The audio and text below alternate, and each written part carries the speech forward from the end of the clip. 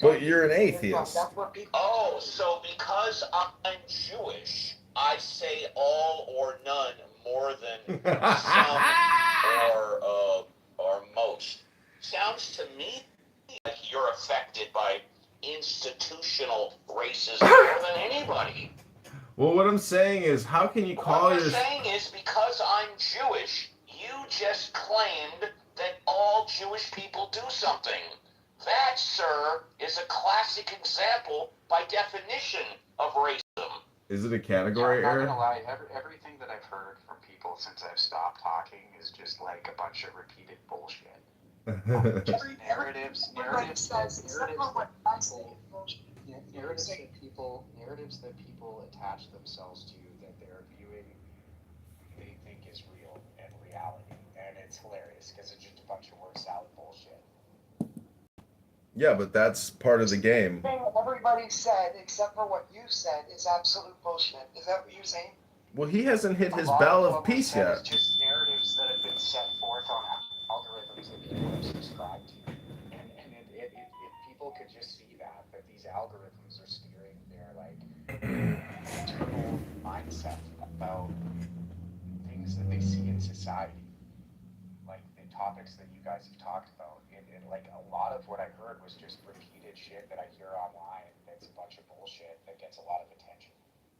Well, let's see if you've heard this before. And sincerely, I'm asking you if you've heard the following before. There's no question in my mind that there are people today that are racist and prejudiced. No question about it, and they work within the system. But the system itself today, I'm not aware of anything in the system today that is systemically racist. Have you heard that before? Dude. Yeah, I think that's a pretty fair, analysis. It seems to me like you're well aware of the history of racism and the suffering that has been a result of it. You know that people operating in the system today, probably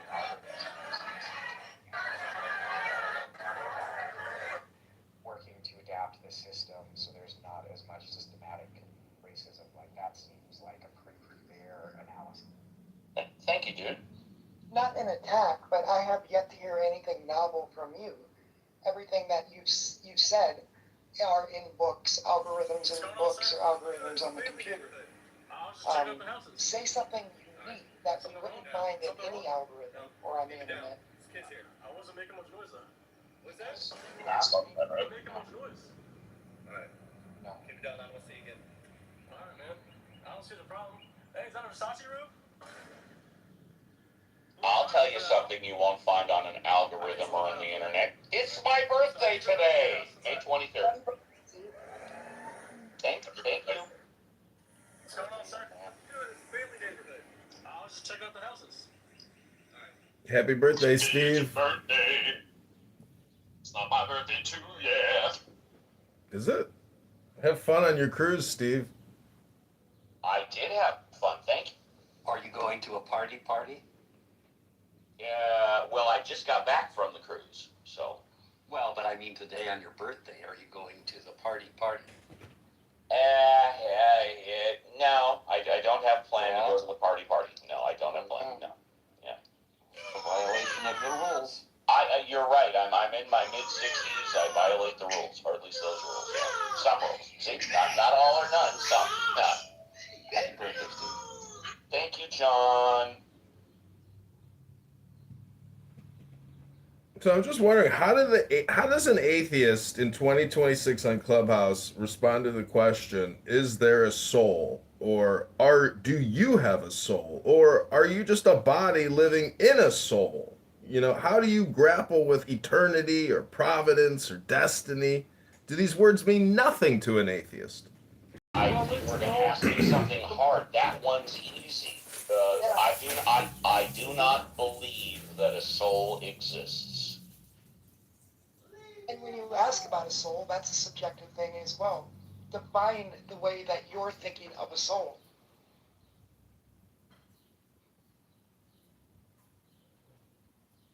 When you say soul, what do you mean? What's your belief in a soul?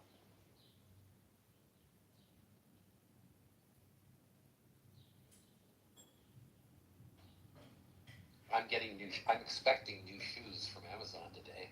Does that suffice? Way to go. Nice. Nice work, John. Hope they bring comfort to your soul. I do believe in souls. Yes. You should put some crystals in them before you wear them to get rid of the bad spirits. But I would like to ask John a question, and I think it's on point. If not, you all can, speak up against it. But John, and I'm going to use never now because this is my life and my life only. John, I have never, ever in my entire life, all 66 years today, purchased a pair of shoes without first trying them on. How did you come to the decision to purchase a pair of shoes without trying them on? That's a great question, Steve, because the shoes that I'm expecting today are shoes that I did order without trying them on, and they're the best shoes I've ever owned. So the shoes that I'm getting today are a reorder of shoes that I now have tried on. So I've done these shoes both ways. So you've tried them. You've tried the same model, brand, size before, just not these. That's right. These are brand new shoes. I hope they haven't changed the way they make them. Thank you, John. But it's really true, and of course, the only reason you can do this is because they accept returns, right? No harm, no foul. Yeah, I mean, I've done pants and I've done shirts because they have the neck measurement, they have the arm measurement, but shoes, they're like a different breed. No, totally, and I have really sensitive feet. I mean, it's really hard for me to find these. I mean, these are shoes from Ortho Feet, right? So they're made specifically for people with the kind of neuropathy that I have, but they are so comfortable. I'm just really happy. I'm hoping. In fact, I probably should order another, 3 or 4 pair. Well, you can buy. Buy shoes that you've already worn, same brand, same make or whatever, and then purchase it on the internet because you're certainly going to find them less expensive there. Well, but of course, the point is you can't always do that, right? It's very amazing to me that these shoes in apparently the same style are still available. Go ahead. So I have a disappointment in the reverse of this. There was a pair of shoes I found once, the greatest pair of boots I ever owned. I kind of stumbled on them accidentally, and I have never found their equal. Even from the company that makes them, I think they discontinued it, and I'm so disappointed. Yeah. I wish I'm envious of your shoe discovery. Well, I was astonished that they were still available because I expected exactly what you said.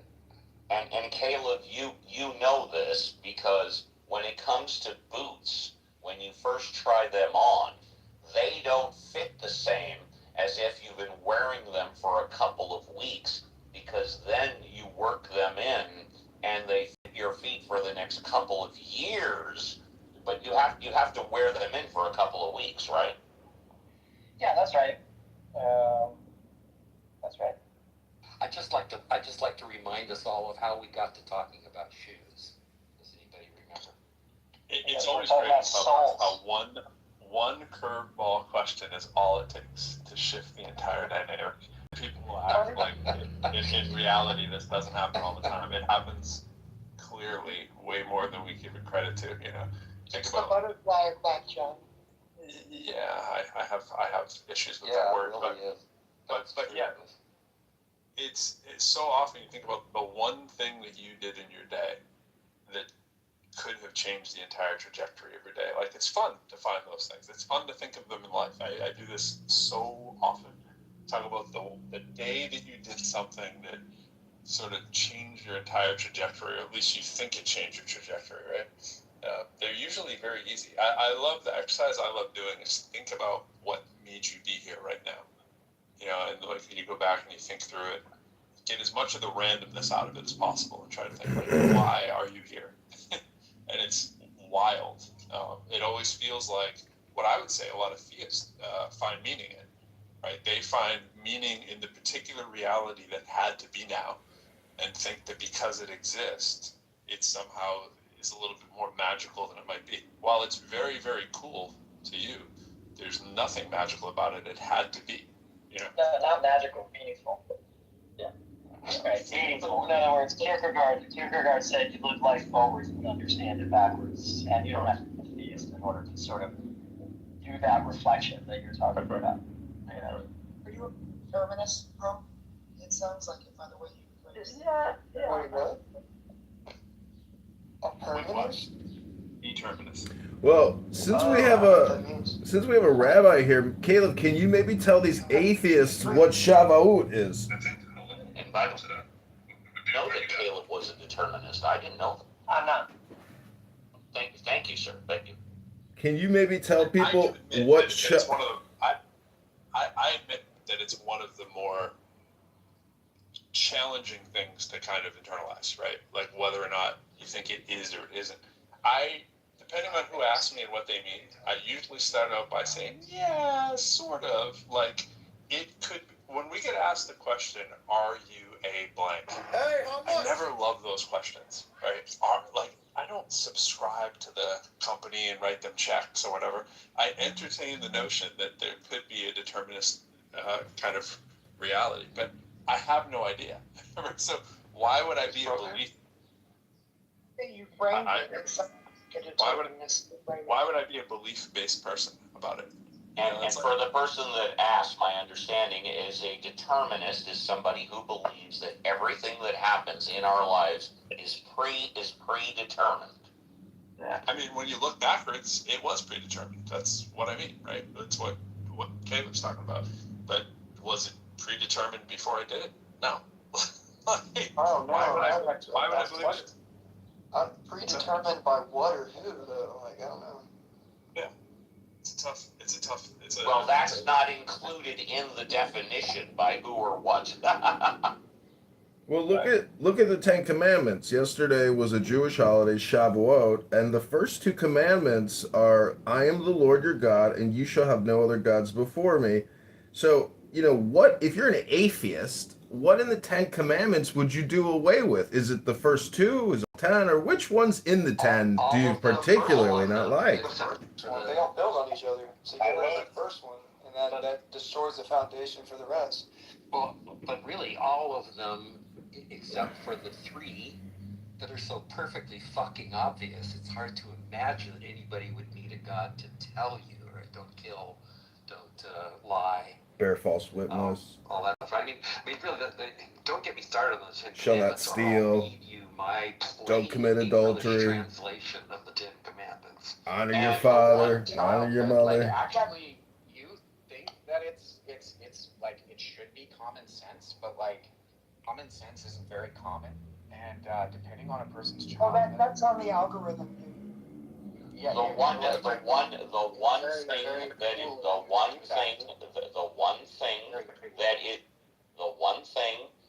100%. Interrupted, so that gives Steve an invitation to interrupt us.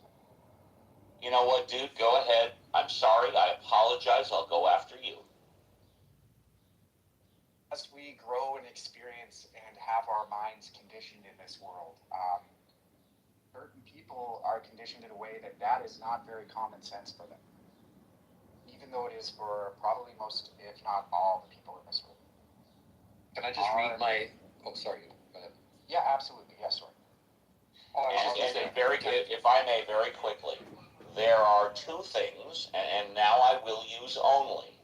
There are two things only that are 100% factually the same about atheists. Actually, one. That is, we do not believe in God. Other than that, we're all individuals. I always feel like the Ten Commandments should be plastered in every public place so that people stand a better chance of actually reading them and realizing how profoundly stupid they are. I mean, here's what the second commandment literally says. Don't draw, paint, or sculpt images of stuff that is in heaven or that is buried or that is in water under the earth. And if you happen to find any stuff like that, ignore it. Because if you don't, I'll fuck with your children, your grandchildren, your great-grandchildren, and possibly your great-great-grandchildren. That's literally Really? what It the just says second you shall have commandment no says. other gods before me. So that's, it's a concept. It's introducing a concept. That's hilarious. I'm just saying, you're taking it really far out there. Can I actually, John, dude is right. That is not, dude, John, dude is right. That is not what it says. You added quite a lot there. Well, I think I challenge anybody to tell me anything I said that is not exactly what. The word fuck did not exist 3,500 years ago. Okay, you're right. You got me. But that's why I was going to stay outside and wait patiently.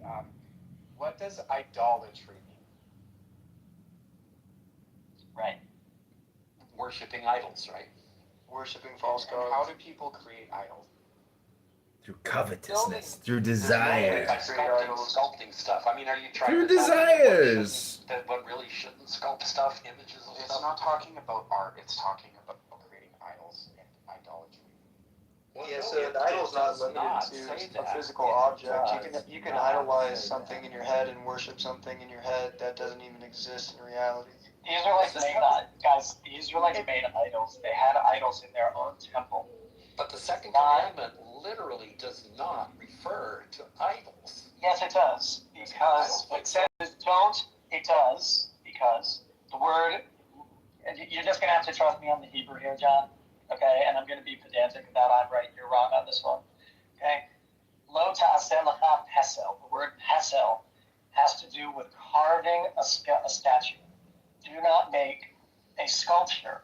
This is about making physical images. I know, I understand. Physical I get that. representations. It says, here's what it says in the version of the Bible that I know. Thou shalt not make unto thee any graven image or any likeness of What does any- graven? What does graven mean? What does graven mean? Well, let me read the whole thing. Thou What does shalt- graven mean? Let me read the whole thing, and then we can get into the details. No, but this is the one. This is the issue we're talking about. Graven. I think What is an image is a sculpture. Sculpture. Graven as in engraved. Okay, so let me finish the fucking statement. Thou shalt not make unto thee any graven image or any likeness of anything that is in heaven above, or that is in the earth beneath, or that is in the water under the earth. Okay. It does not talk about idols, does not talk about holy things. You can't sculpt any image of anything. Hey, John, I gotta say, when atheists read the Bible this way, they're reading it just like the fundamentalist literalists. Okay? You're not taking into account any of the cultural landscape, any of the Hebrew knowledge we have about the cognitive linguistics about this passage. Okay? I know more about this than you do on this. I understand the point that you're making. Okay? But the implication, the cultural implication, okay, the cultural signpost that we know linguistically, archaeologically, anthropologically, of what this would have meant to the people that wrote it and to the people that heard it, they would have known that it meant idols. And we know that it means idols because of the very next verse. You shall not bow down to them or serve them. You can't bow down or not serve to something that isn't an idol. You're reading like the fundamentalists, and I beg you, you're much smarter than that to do that. Okay, so the next one in my Bible says in literal words, don't blaspheme or use profanity because Oh, you need to read that one I again, will John. find you guilty if you do. Yeah, John, why do you use profanity all the time? I mean, I'm a 43-year-old man. What translation are you using? You're using a terrible translation. Okay, What translation are you here's using? what it literally says. Could I give you a better translation to use? It's a very, very bad translation. Okay. Okay? I could translate on the spot the Hebrew for you if you want. And if you trust me on my knowledge of Hebrew, we can go with that. You don't have to trust my Hebrew. What translation is it, John? Well, I think it's, let's see, what is it? I think it's just from, the, whatever, King James Version. It's a King James Version-ish version. No, of the you're Bible. reading it from the NIV. That's not the words of the King James. That's Well, the okay, NIV. so here's the actual the version- words. The version that you really want to use is the New Revised Standard Version. That is the gold standard of Bible translations in the Academy. Okay. That's really the one. Read the third commandment from that. Third commandment: You shall not swear falsely by the name of the Eternal your God, for God will not clear one who swears falsely by that name. Right. Okay. Fair enough. Nothing about the second commandment. Nothing about the. That's the third. But that's the third commandment. I know, but you said that. Yes, but we were talking about the bowing second. down. Excuse me, John. You jumped from the second Where's the commandment to bowing the down? third. Excuse me, John. You jumped from the second commandment to the third commandment. Which commandment would you like to talk about? I was talking about the third commandment when you said The third commandment begins. Excuse me, John. Let's clarify. No. I'll just solve it real quick. It's really easy, John. The third commandment. You made a mistake, John. You misspoke and you made a mistake. Okay, it's very simple. When you said you wanted to talk about the third commandment, you began reading at the second commandment. The second commandment. He's not here anymore, Caleb. All right. That's all that happened. He wanted to talk about the third commandment, but began with the second commandment. Caleb, when So you're this is not, advice to atheists. Here's advice to atheists. If you want to talk Bible with the people who study the Bible the most, you better come and know your Bible. Caleb, when it says "do not make an engraved image," I put in the chat that is a way to teach people to not think of God in terms of symbols. Is that really what the commandment is trying to get at in the teaching of it? Yes, there's definitely meaning, the thick meaning underneath what these commandments mean in their own cultural context. It's not simply don't commit adultery. I want to thank you for giving John a taste of his own medicine. That was a beautiful example of expertism. Well, I am an expert in this field. There you go. Hey, I had an original thought today. Well, not very original. If I'm an atheist, I find that I do not mind people criticizing atheism now. What do you mean if? To the extent that I am an atheist. I thought you were an atheist. Steve, this is not time for that. Oh, okay, so you're not an atheist. The point is that as an atheist, I in no way, shape, or form am offended. I don't feel anything. When people criticize my atheism, they say atheists are bad, atheism is bad, Hitler was an atheist. Like, people say all kinds of horrible things about atheism. I have never once felt even slightly irritated by the criticism of atheism. And I'm just curious, why are people sensitive when their religion is criticized? And I am not at all sensitive when my atheism is The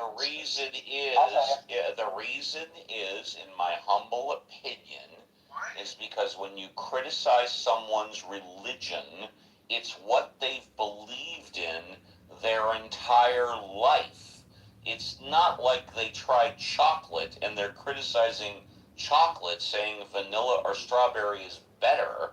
They're talking about something that they've believed in, arguably, for decades. And you can't... We're just waiting for you to finish, Steve, so we can get to an answer from Caleb. Oh, well, I will defer to Caleb because what he said is true. Caleb is an expert. And by the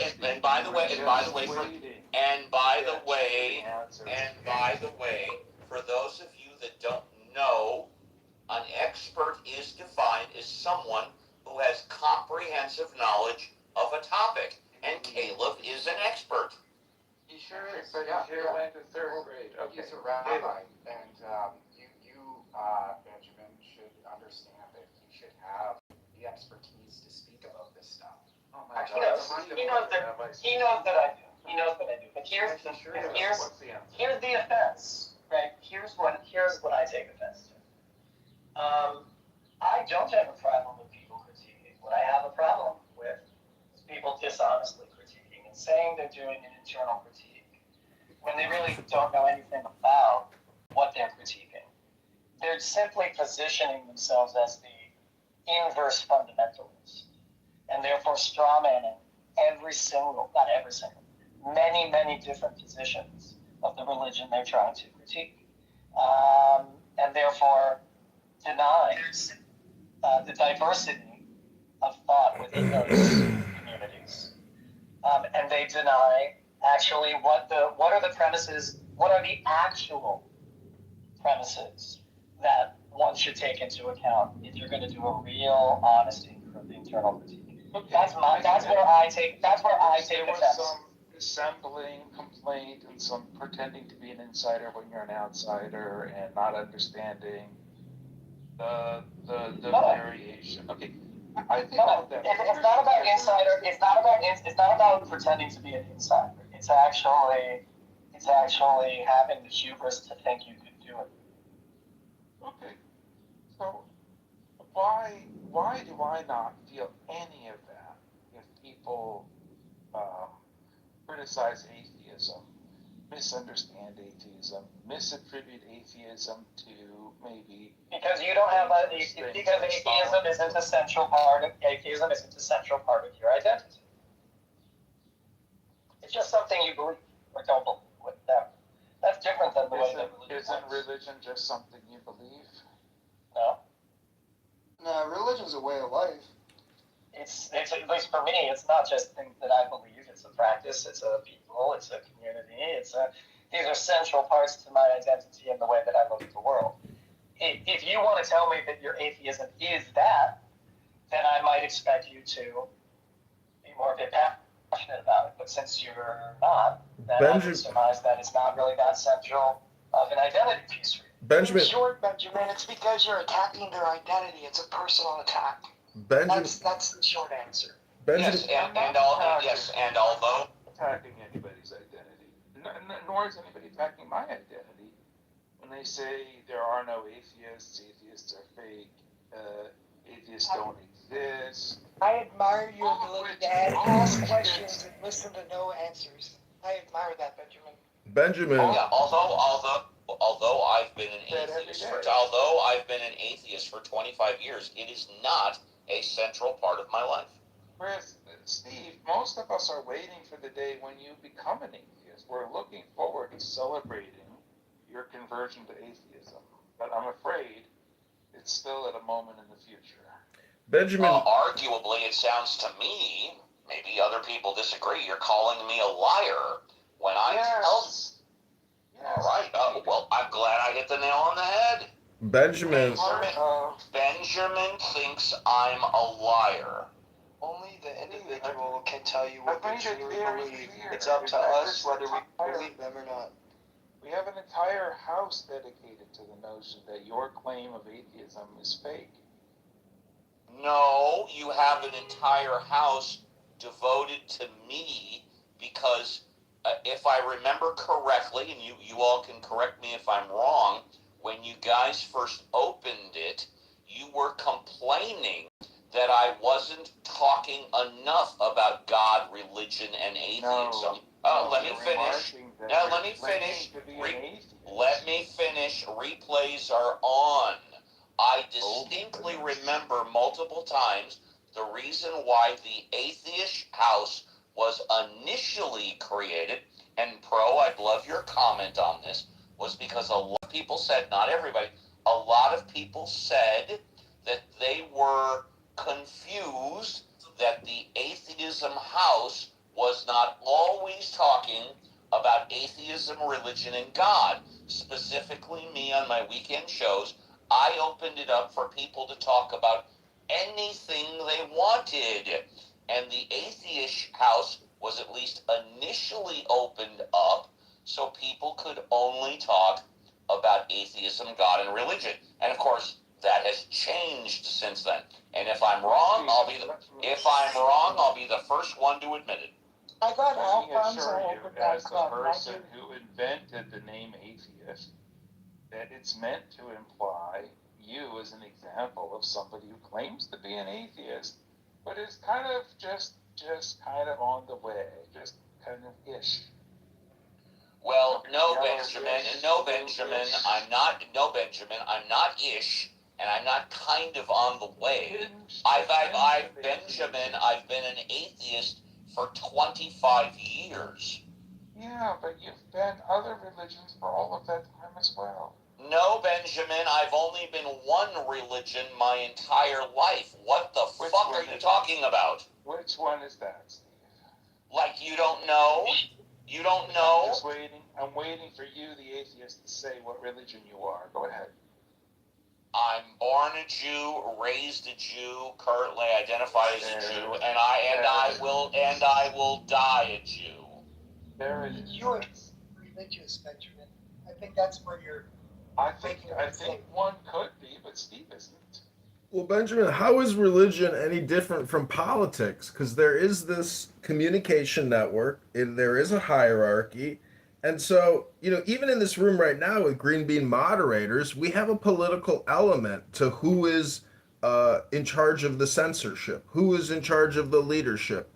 And so, Benjamin, when you ask Steve and you claim that he is atheist, as if like you're trying to define him for the sake of outing him or something, I think everybody I'm not likes. outing him.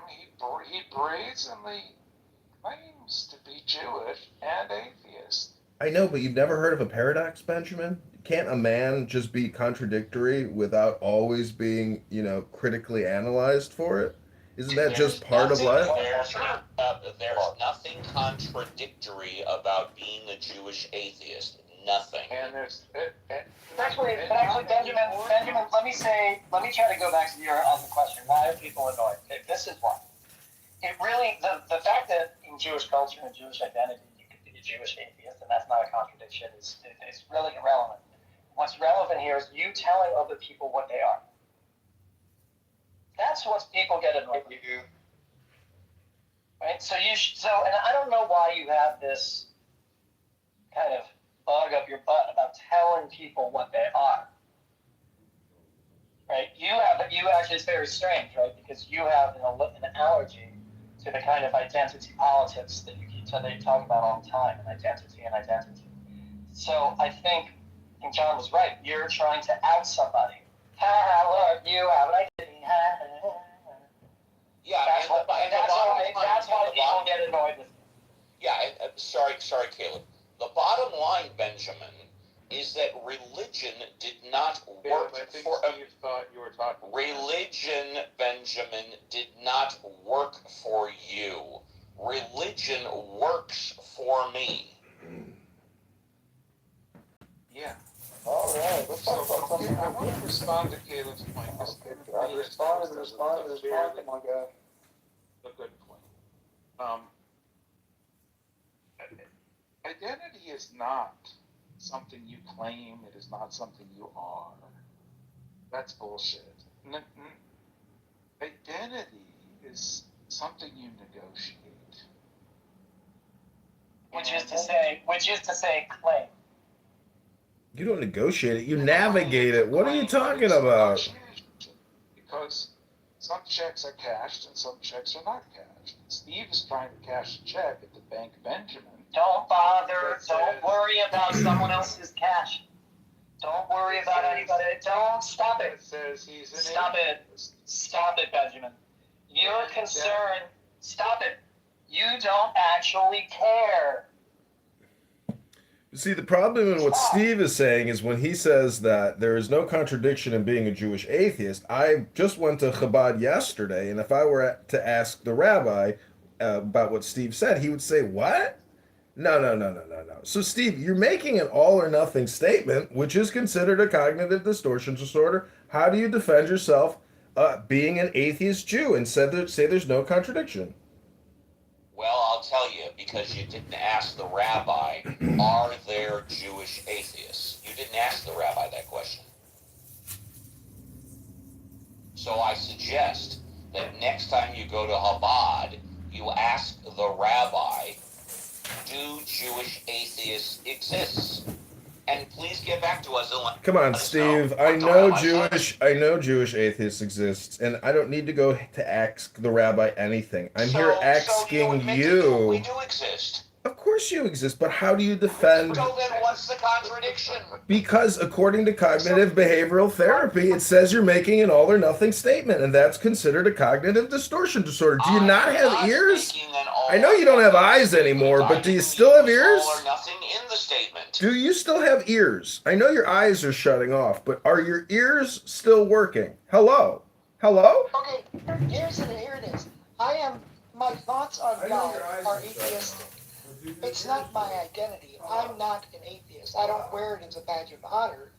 My thoughts are atheistic on God, but it's not something it's not a label that I am an atheist. My thoughts are. So it's not even that important to me. And I think that's why religious people get offended, because they are Christians. They are, religious Jewish people, or they are Muslims. And so that's why people get offended. Getting offended. But I am not an atheist. My thoughts are atheistic on the matter. Look, I think offending people is the point, right? Like when you try to negotiate an identity claim that cannot be couched in any way. Like if I were to say I'm a Pastafari and I believe in his noodly appendage, giant spaghetti monster, the purpose of all of that is to offend. In other words, I'm trying to cash.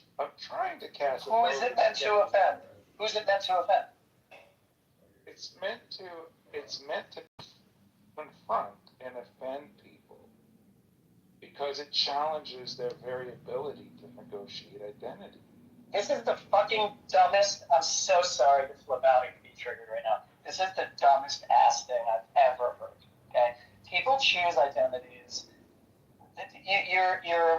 You're so fucking cynical, right? This notion that it's about that the way that the reason that I choose an identity has something to do with anybody else except me.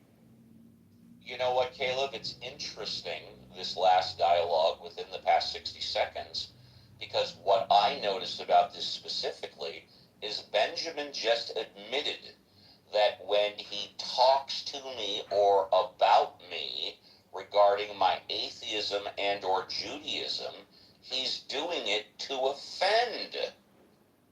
His purpose is to offend. Yes, I heard that too. You misunderstood.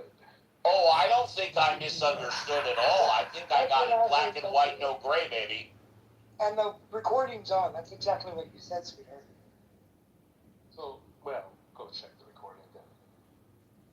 The claim of identity is almost always meant to create a superlative, superior identity and claim it. And often, and therefore create an inferior identity and claim that other people are that thing.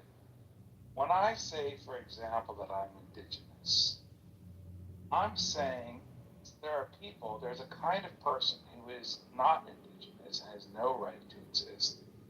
And I am the kind of person that has the right to exist. That's the purpose of saying I'm indigenous, right? No, that's what Aunt No, it isn't. No, it isn't.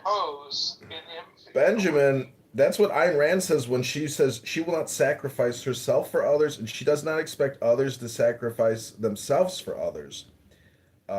You guys could argue this atheism does God exist show. It's basically a formatted show, which is prove to me God exists. It's a comedy gong shong show. You're just a participant on the show, Benjamin. I hate to break the bad news to you, but if you're not creating something and you're just a passive guest that comes on to receive the gong, well, great. But my complaint and critique of the atheists is not that God does or does not exist, or that we can't logically disprove the non-existence of God.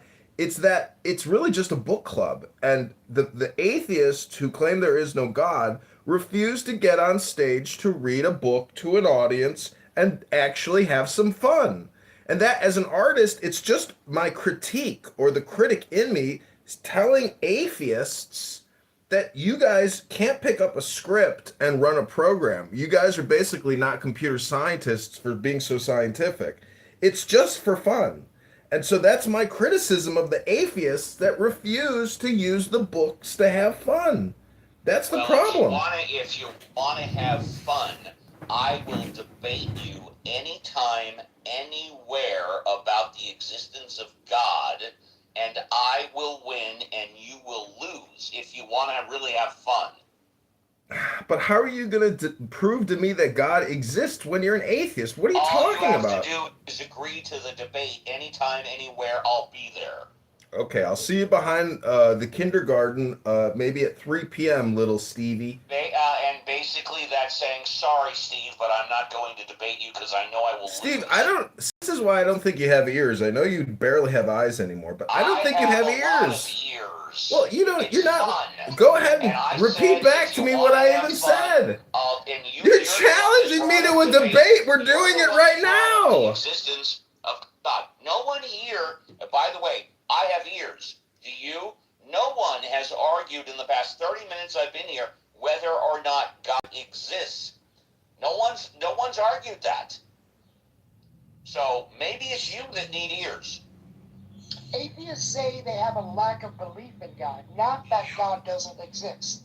And if you're going, what are you talking about, Yoni? It's an all or nothing statement with atheists. They say God does not exist. What are you talking about? There's not a little bit of God in that equation. There's no God in that equation.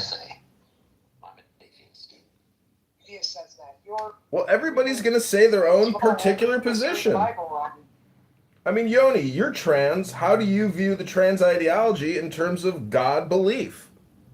First of all, be calling me a Christian, sweetheart. Because to me, trans ideology is really what happens when the pawn crosses the threshold and becomes a queen, a transformation. It's in religion.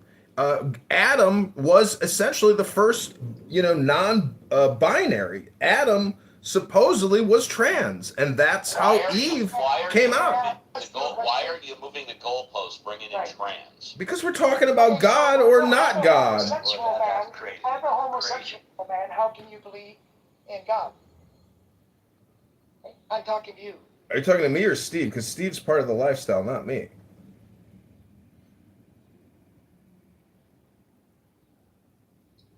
Okay, the bus officially went off the fucking cliff right there. Oh, this bus been off the cliff. So what's your proof that I'm trans? I mean, that's what you believe. Now, give me the proof. It's my opinion you're trans. Oh, okay, yeah. It's, in my opinion, you're a homosexual. So, I mean, we're good. Oh, well, I can quickly disprove that if you'd like to know how. I can prove I'm not gay. You guys are all How do you disprove a concept? So just to correct that and go back to the title of the room, and part of what we mean by, or what I meant by the Reality Restoration Project, is not choosing to believe in things that you don't actually have any kind of evidence for, as a general principle. Getting back to stating things that can be verified, not things that you believe, right, or things that you like. Largely what we're saying, I believe this or I believe that, is that, I am going to go on the record and say, I think this is a thing, even though I don't know. I'm just saying, refrain from that. And a lot of the language that's been into has been, you're lying, which tends to happen all the time. People get hot and bothered.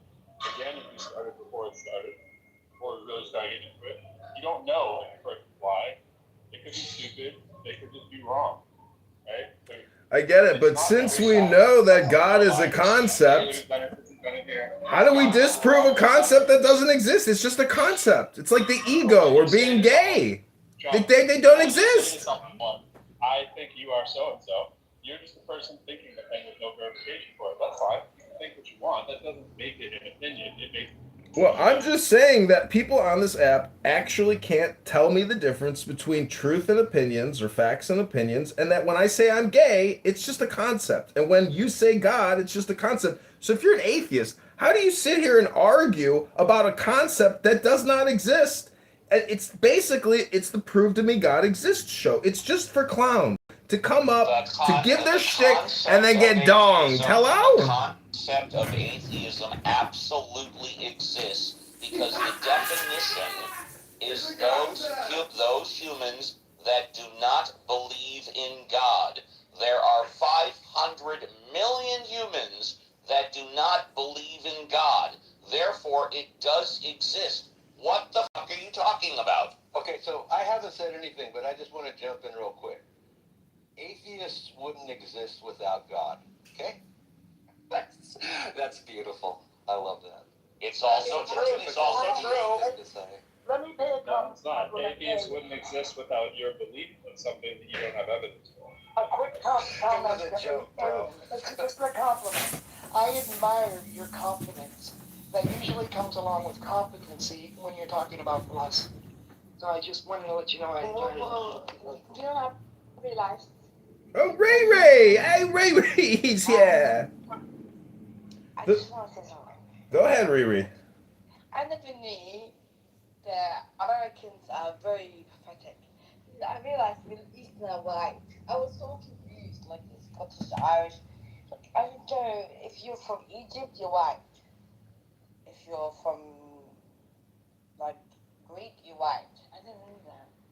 How come? Oh, Riri, you were just trolling chillism an hour ago, and now you're in here going to do the same thing, No, but I'm right? just saying it. If you're Greek and Portugal, you're white. How is that possible? Listen, if the conversation about okay, so listen, there's an expression that says the more you think, the more you speak, the further from the truth you're going to get.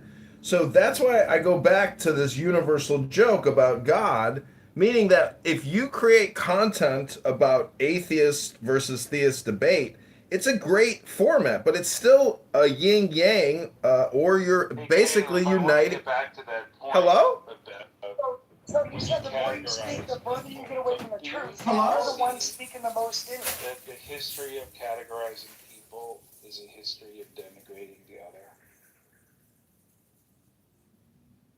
What'd you say, Willis?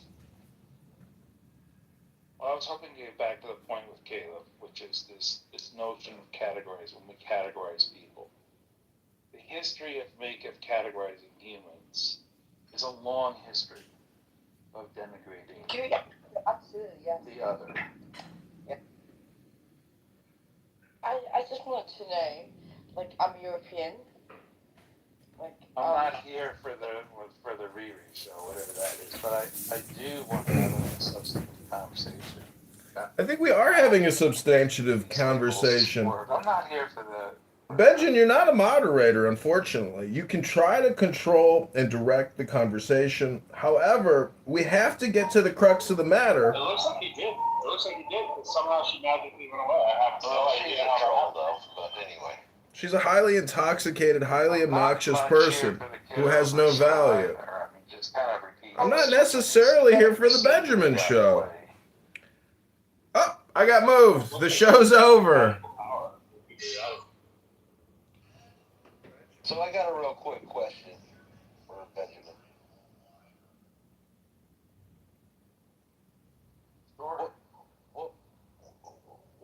What's the end game here from this discussion? I mean, like you and Steve going back and forth, and then Yoni and Ian jumping in, but I'm trying to follow it, but it's like.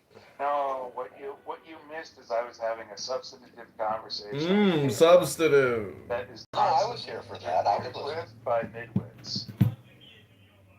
Okay, but you still didn't answer my question, which is, what is the point that you're trying to make through all this crossfire? Look, the epiphany I had today is that I have, like, if I was going to fill out the box, what religion are you? It'd probably be closest to atheist, right? So I don't believe, all these other religions, okay? So, but what's weird is that the fact that I am labeled an atheist, because I don't believe in God, does not bother me. More knowledge than Moses, Abraham, Solomon. I would imagine, yeah, based on the lottery, they probably do a lot of that pre-qualifying stuff on the front end. Probably, yeah, probably Like right. make sure, Maybe I can yeah. apply and find out. Just see. Ladies, good afternoon, ladies, moderators. I came to be less social. I heard yesterday I was the topic of conversation. I was invited to your room yesterday, but I arrived too late. It had ended, so here I am in the flesh. Hello? You were invited to what room? To your room yesterday. I heard I was the topic of conversation. Oh, I was offline all day yesterday, so I wouldn't know. Well, that's what you think you were. I heard you yesterday somnambulantly day sleepwalking talking. You don't even know you're on here anymore when you're talking. So is that gaslighting? I'm pretty sure my daughter was graduating yesterday and I had out of town family all day. Well, maybe it was the day before. Rumors of you your name being bandied about are likely exaggerated. Oh, really? You want to see the text message? Somebody text messaged me out of the blue. Somebody I've never text messaged with before was like, "Hey, they're talking about you in this room. Here's the link. Please come to the room." And I saved the number. But I didn't have a room yesterday, John. I know, maybe it was the day before. But it was, within the 48-hour period. I'll be honest, Mr. Kitover, every time I hear someone mention you, it's because an anon comes in and they're like, what do you think? If you think that's John Kitover, and then literally lasts maybe 3 seconds and then we move on to the next topic. Yeah, that makes more sense. So whoever sent that message to you, they're whack. And I would message them that they're whack. That's crazy as fuck. They really made you think that we were over here just dissing on you or something. No, not like you guys were writing an essay about me. I mean, what you said makes sense to me. Yeah. But anyways, I was just bringing it up because, it was like an unsolicited text message from somebody I don't communicate with or, didn't even know who they were. Special though. What? Particularly because I'm probably one of few that don't just remove you on site. Yeah, well, I was just eventually I get removed, so it's nice of you to say you don't on-site remove me, but you know that within at least a 10 to 30 minute period, you're eventually going to kick me from the room. And, I never kick you from my rooms, John. If you're getting removed, it's not by me. Well, I was just in a room for about 20 minutes talking about, in an atheist versus theist debate room, and then eventually I got kicked. So I'm just saying, I am here to be... I will goo you. Okay. I've definitely gooed you before. I don't kick you from the room, though. You slimed me. The thing is, this actually is very political. It actually is like its own little political hierarchy communication network game with green beans and goos and stages and listening gallery. It's fun. That's the thing is it's really like a 3D simulator video game. And, because I put it all on YouTube, it adds this like layered experience for myself and maybe for some other people who, that's the thing is I can't even go back to my own YouTube channels and watch any of the live streams because that would be like, cloning or duplicating and just wasting time. But anyways. I tell you, I don't like coming in rooms with you when you're YouTubing stuff. Yeah. I think you're a goofy idiot. Thanks. You're welcome. Hey, Sam. You're welcome. But see, when you say... Are you recording us right now, John? Well, when Sam says that I'm a goofy idiot, I think that's just projection. Because I don't think I'm goofy. Yeah, I don't think I'm an idiot. I don't think I'm that goofy. I know I'm trying to be a little funny, but not like a goof. A goof is like a stupid person. Here's the thing, Kitover. I don't block your accounts. I used to. But I reached a point of... If you can't beat them, join them. I don't think you're an idiot. I don't kick you from this room. So if you're getting kicked from this room, it's not... I'm not getting kicked from this room. And all I'm trying to say, in your room, is that I really have nothing to say. Other than I just came in here to tell you that I got this amazing text message from some random person saying, hey, here's a link to Get Snatched. They're talking about you. Please join the room. You want it? Who sent it to you? Somebody text messaged me. They didn't tell me their name. But I saved the number, and that's that. Anyways, it's not Back channel me that number. Back channel me that number real quick. Thank you. Well, what's important is what you said. Is that nothing was really interesting. Like, if you guys are ripping on me and roasting me, I just want to hear it because it's fun. I have love. no problem roasting on you in person. Yeah, I love getting roasted. Roast room? Yeah! Yeah! Change the title. Let's roast John Kitover. Let's roast up John Kitover for brunch. The roast of John Kitover for brunch. That sounds like a good time. That's a great room title. Can we change the title? Kitover roast beef. It's the Kitover roast beef room. No vegetarians allowed. That's right. I think we need to do something exciting. That's true. We need to have a little Come excitement. tell Kitover how you really feel. I like that. Let John Kitover help you process your lack of emotional intelligence. We should even mod Kitover just once. Oh, don't tempt yourselves with a good time. Except that he'll just boom the room. What are you talking? I'm not going to boom your room. I'm here filming content. I feel like there's probably, I mean, you tell me if you think this is true or not. I don't know that there's anything anybody could say to you that you haven't already heard. Well, that's what I told myself. That's what I told my psychiatrist after I was 5150. I feel like I've heard everything anyone has ever already said, and there's nothing new that's ever going to be said. And he was like, uh-oh. I mean, don't you feel like they all say the same thing? I don't consent to your permission to record me, Mr. Kitover, and you're a disgusting, weird, creepo pervo who sits in your underwear on Instagram. I mean, I just feel like they all come with the same freaking spiel. Sometimes he wears a Sometimes he wears a ball cap. You know what I'm saying? Yeah, I got a lot of different hats. It kind of shows the progression of time on my YouTube channel, and I also, I like it. Yeah, I like covering up my bald head because when I see my bald head versus my head with with a hat, I'm like, I look a lot better with a hat than with a big shiny forehead. Dang, you can't rock it. Dang. This isn't a Pitbull concert. So, Rabono Shalom, social less. I say that's really what people need, which is the book club. And my argument in the atheist theist room is that whether or not God exists or does not exist, most of the complainers who are atheists refuse to pick up any book and read any of it in a performative, artistic way. So what they're really refusing to do is to have fun. And their fun is dunking and roasting theists, people that like the books. So it's a pathetic position, usually inhabited by blobs, men or women who are blobs. And, I got to get my schwitz on soon. That means I'm going to go for a power walk, make myself another espresso, and get my sweat going.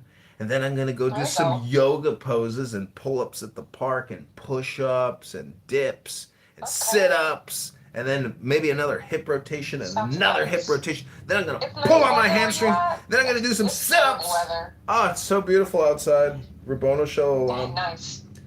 If anyone doesn't think God exists, how do you explain a summer day when the bees and the birds, and how do you actually explain the happening of the world? I don't know. I don't think they have ears. Get out there and observe the happening in the world. Earth. Even contemplate Earth. explaining the happening in the Earth. world. That's right. The secret is in the ears. Can't wear your skippies. I'm going to put a Speedo on and go jogging in a Speedo. Someone call the police. There's a white man in a Speedo jogging at the park. A white man What is with this? Europe? white skippy. Oh my God, Monica, I mean, I love you, Monica. I think you're a sweet person and you're funny and you got a great laugh. And I think you add a lot of value and personality and character to this app. But the other day, for 2 hours, talking about that stupid bastard at the park who decided to start feeding treats to the Karen who took the dog off the leash. I've taken my dog off at the beach, and the same experience happened to me. There's always that yin to yang and reversal and opposite of the universe that matches you when you decide to take your dog off leash. That's because of personal responsibility. When a dog owner doesn't value their dog and lets their dog do discovery on its own with no, ownership intervention, that's when problems begin. So anyways, I'm just saying, to talk about it for so long, what a waste of time. We all know that if you are a dog owner and you mistreat and abuse your dog by taking your dog off leash so it can be harmed, you are a jerk. And that Karen is a jerk. Keep your dog on leash and don't let assholes at the park or the beach that want to call you out on your shit, don't let them call you out in the first place, because don't take your fucking dog off leash. Maintain control. Practice personal responsibility. Hello? And I think Serendipity said the same thing, right? That's right. That's right. Cleaning up after your dog. I mean, that too, because I can fuck up on one of them. But I will just say, in Monica's defense, when I took my dog off leash at the beach, I was the only one there. I ran from the boardwalk to the beachfront and was screaming at, and my dog was the most innocent, non-harmful, non-aggressive, small little nothing. And this guy, he's like, a dog bit me at the beach a week ago. He was a beachfront Karen. And, I was actually kind of worried because, if he called the police on me, I don't want to get a ticket. So I picked up my dog and I left. But that beachfront Karen was very annoying. And he's lucky that I'm not an aggressive, nasty person. And I just wanted to avoid the conflict and de-escalate. So I left. But there are people out there that will not de-escalate, and they will enhance the conflict. And that's the problem with maybe some of the people that have green beans in this room right now. Instead of de-escalating for peace of mind and your own well-being, I think some of you ladies may have in your past, unfortunately, escalated a situation instead of de-escalating. And therefore, we should. Well, maybe not, because really it's your experience. And so from your experiential perspective, it's also my decision, right? It's also my decision. But is it a smart decision? Right? Is it a smart decision? That is it your best choice to make? That's what I'm questioning. To decide, don't you think? Because what if I escalate on somebody who is just, a troll or whatever on this app, versus if I were to escalate on somebody who is well-renowned doctor and has a Nobel Peace Prize, then maybe I can hear the argument on what's smart and unsmart, but that's a relative decision to somebody who has autonomy. Well, you have your autonomy. Decisive people, right? You have your autonomy, and you will always be in charge of your choice. I am merely a critic trying to suggest that to optimize your choices, good books and philosophy, as opposed to clown house scumbag, annoying schmucks who just don't stop talking on this app as if their advice or life experiences in any way, shape, or form shape your experience for a better way. It doesn't. Listening to Brad talk about jumping into a pond to take a selfie with an alligator doesn't make my life any better by listening to it. But if it's content on YouTube, it's got a little value. Just a little. That Brad voice is a turn on. Go ahead. Girl. Well, he told Bima yesterday. Saying you're asking us not to listen to what Brad is doing when he goes on these diatribes and these monologues and these long-winded tantrums. Well, spewed with vulgarity. We get it. He told Bima yesterday he was gonna shove it up her ass, and Bima got excited. Bima got excited. Bima was so happy. I find it amazing how people see, you might mix with somebody that you've danced with before, and that's part of life. But I'm just saying, I think eventually this app will shut down, and that these conversations will no longer take place, and that all this communication network will completely disappear as if it never happened to begin with. Because I remember what my life was like before this app, and I was very happy. And I was doing my creative thing. But because of somebody I knew that was using this app and knew I was a creative person, said, you got to come on this app. And all I can say is that person ripped me off for $10,000. But eventually, they gave me my money back because I told them what would happen if they didn't give me my money back. And they agreed that my legal, notification was of sufficient harm to their position. And they said, okay, I'm going to give you your money back. So they gave me my money back. All I'm saying is I was happier before this app, and I will be happier when this app shuts down. And the other day, a week or two ago, when this app shut down for 2 hours, I was so happy. I was so happy. John, I've given you a lot of floor space, but I do have one quick question about the statement that you just made. I was happier before Clubhouse came along, and I will be happier after Clubhouse is long gone. Do you think there's a little bit of accountability in that you could choose that happier at any point in time? You don't have to rely on other people?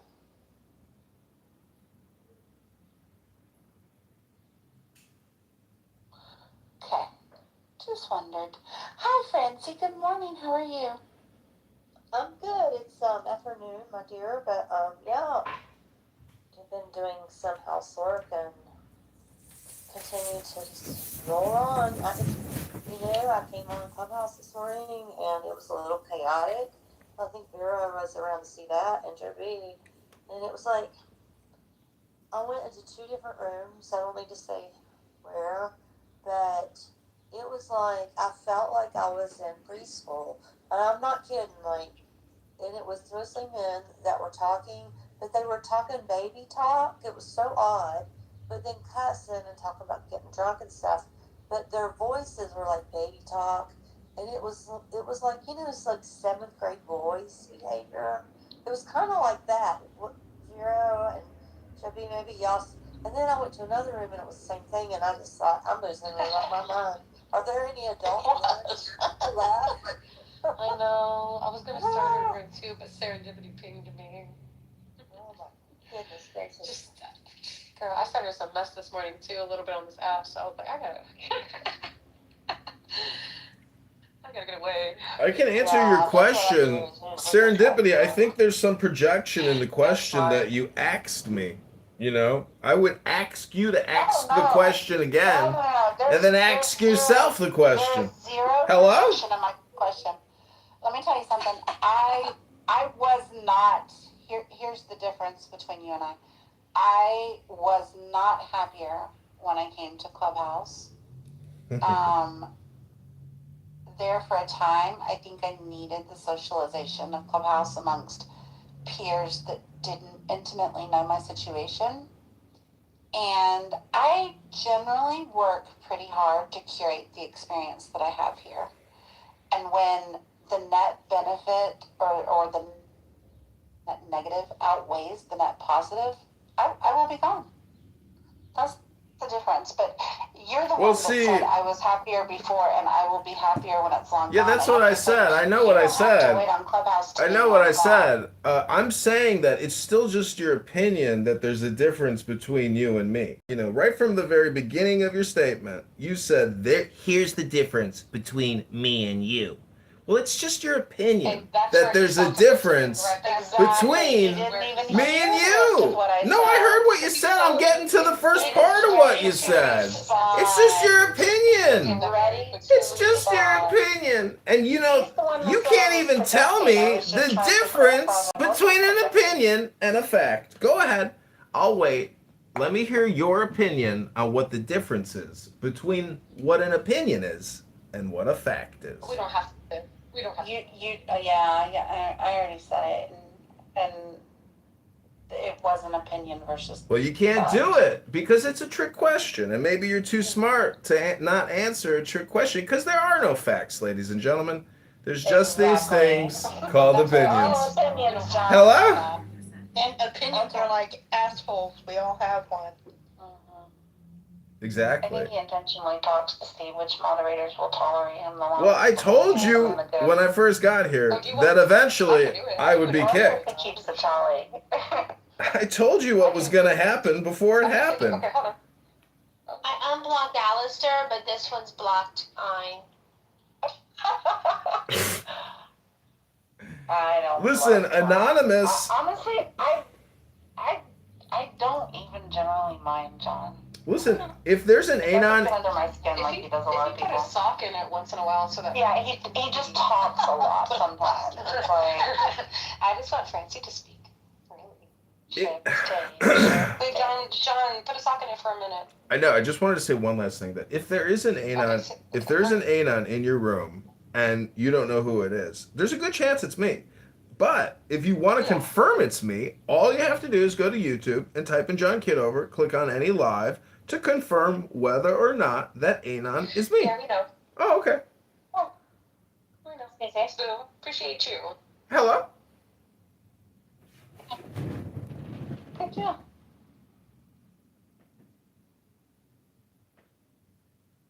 Monica, you were saying? Then I blocked this account, but I unblocked Alistair. Oh. But when I find you streaming rooms that are not on replay, you'll always get removed by me with a swiftness that will make your little PTR spin. There you go. PTR spinner. But the thing is about the anon is you can't kick out an anon and you can't stop me from live streaming your room. So Serendipity has the right type of attitude when she says, I just gave up because what's the point? And that's the truth is you never should have cared from the beginning. And that's a you problem. That was me. If I want to have a Kitover free room, I just have them in the house. That's all I have to do.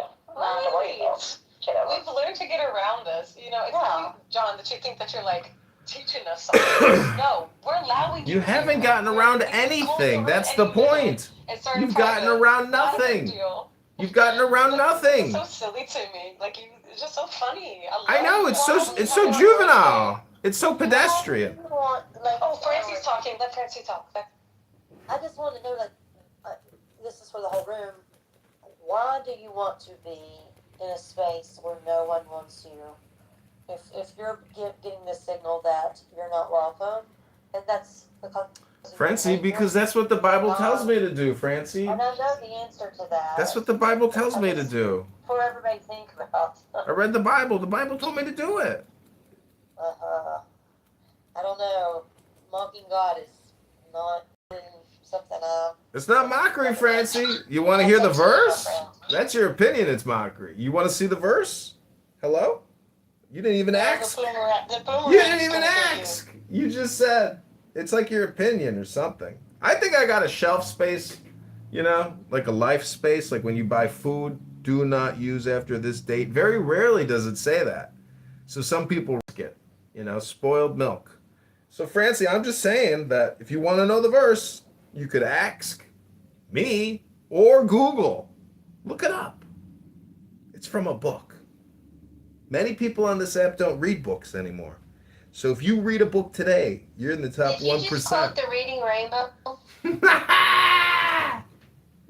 No, but the other day when you were in my room, Monica, and I was reading from a book, and then I got to that part about reading from books and how important it is, you left. You left the reading room. I will always leave you, John.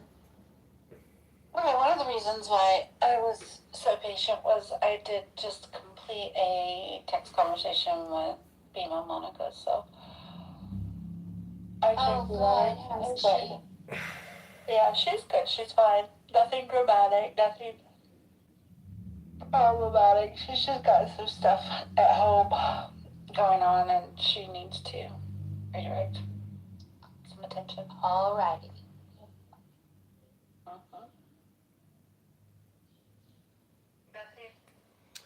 Well, it's exhausting having to water It's up. always a good place to come when you need to be heard. I appreciate that. Yeah, that's true. It is basically free talk therapy access to your psychiatrist's office anytime you want it. And that's part of the problem. Because the truth is that people who come here to get their rapid release dopamine from talking, oh, I just jumped into a lake and took a selfie with an alligator. I am Viking. America! Is that Brad? Hello, Brad. America! I went out with a Hollywood actress once.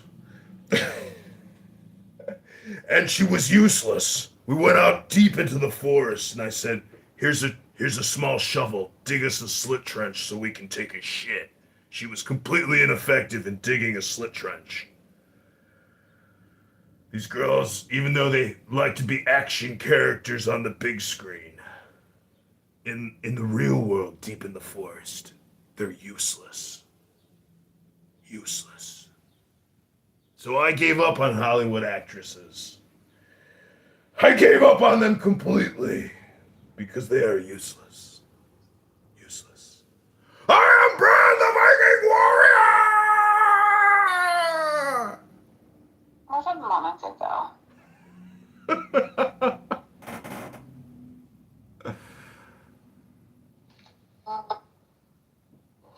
Alan.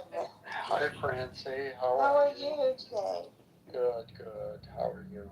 Fine, one of my favorite people. Thank you. You too. But John, is that you? Yeah, that was my Brad the Viking Forest Warrior speech from yesterday. Oh, I'm sorry, I didn't hear it. I was using speech to text to message someone.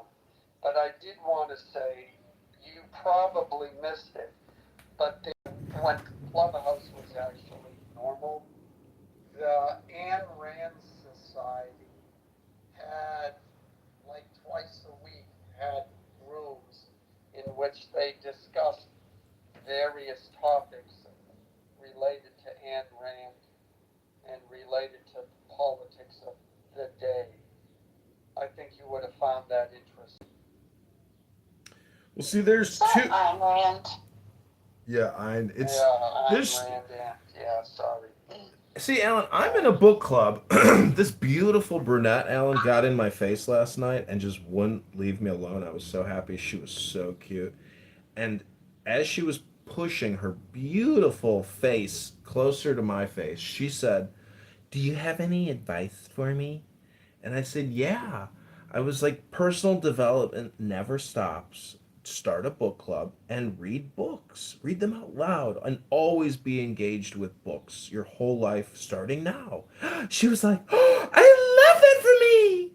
And then her friend cock blocked me and dragged her away, and I said, "Goodbye, beautiful. Bye." Yeah, it's always the jealous friends who ruin things. That's happened to me more than once. So that's life. That's life.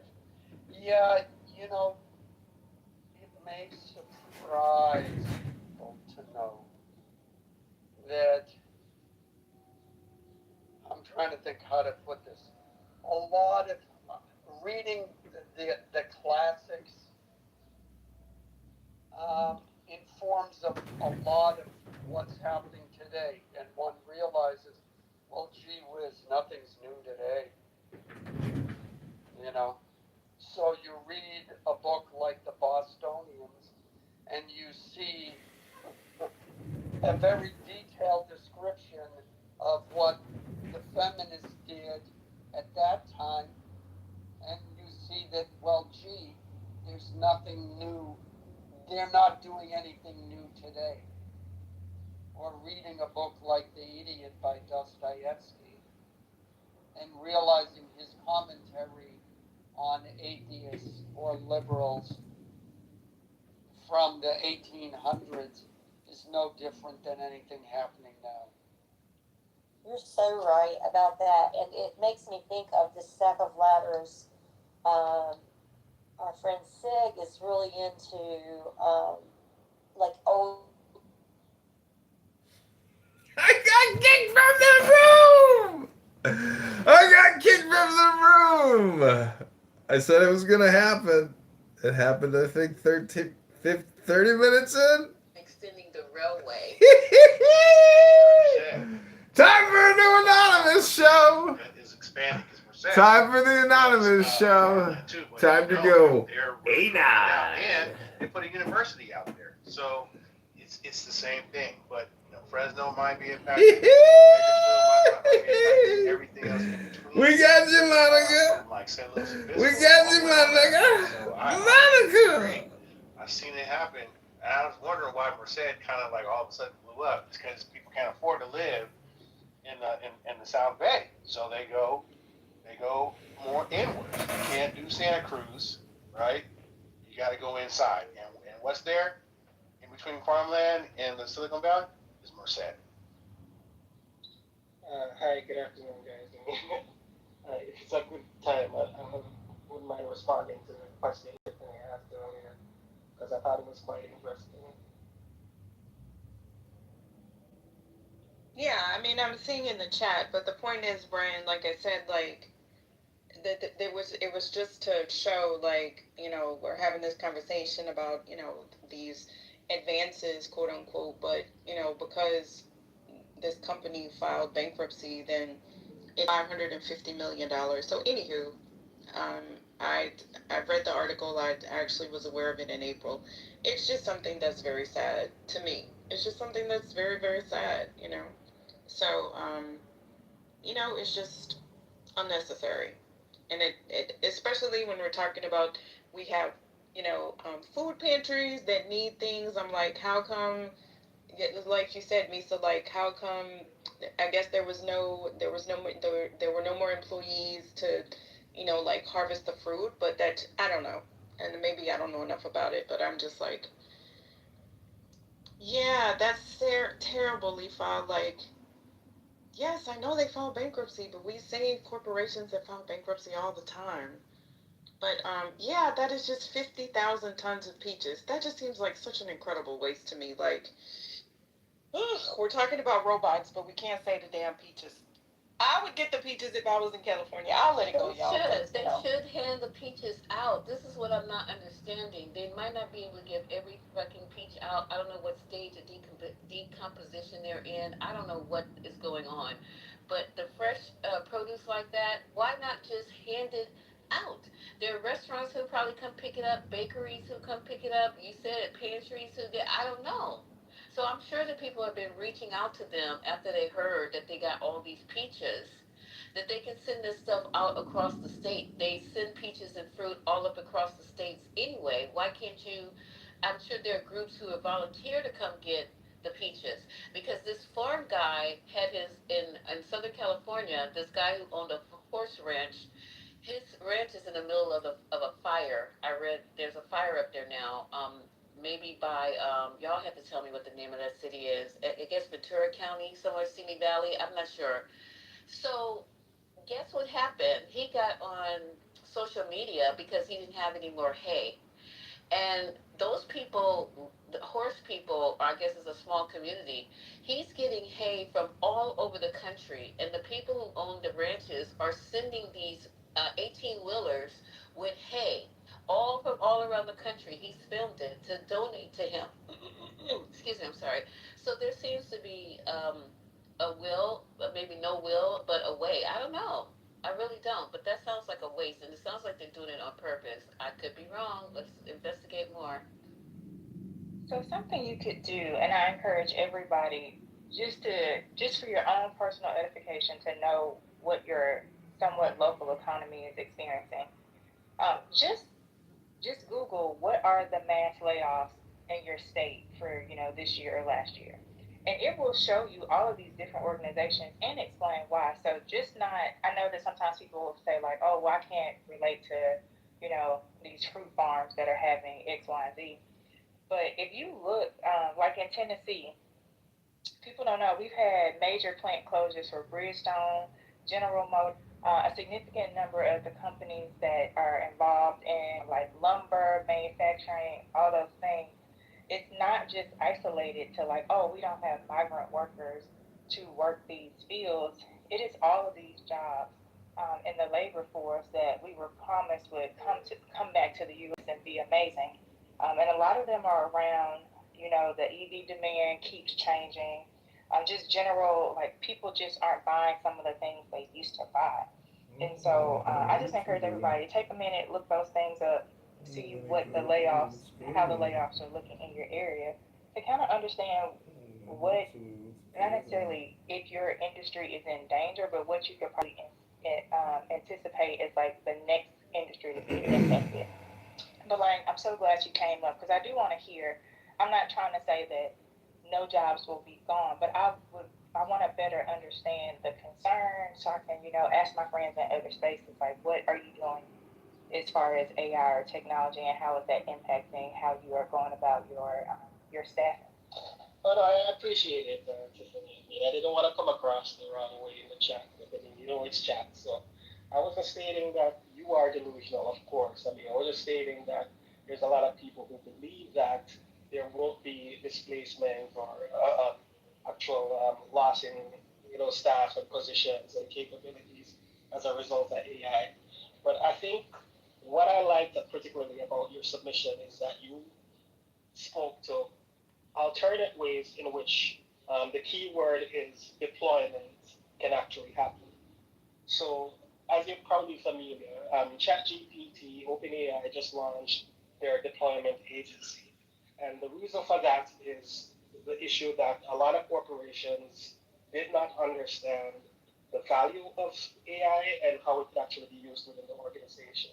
So, I mean, of course, a lot of people would assume that replacing jobs is the necessary conclusion.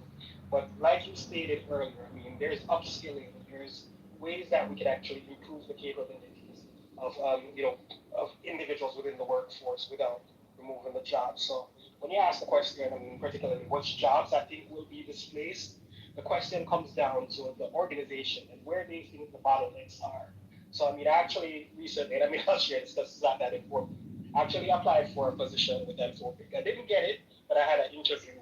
And the question was related to my industry that I was in previously, which was insurance, as to what deployment would actually look like. So, I mean, the questions you'd ask, of course, is what are the bottlenecks? What are the expenses? What are the pains that these corporations are actually having? So within insurance, a lot of it had to do with the fact that, like you said, for your positions, I mean, a lot of people don't find insurance sexy. So there wasn't a lot of new staff coming into insurance. And in terms of cost, a lot of people are not aware, but I mean, commissions is actually the largest cost center for insurance companies. So they were interested in ways they could actually reduce that, whether in bills or automation or processes that would actually be easier for them to access the market without agents necessary. So of course agents would lose their job in that sense, but it would just mean less commission.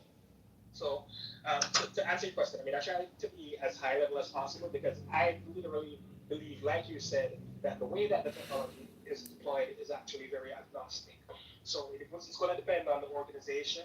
It's going to depend on the cost centers. It's going to depend on, like you said, I mean, whether they believe that, the liability.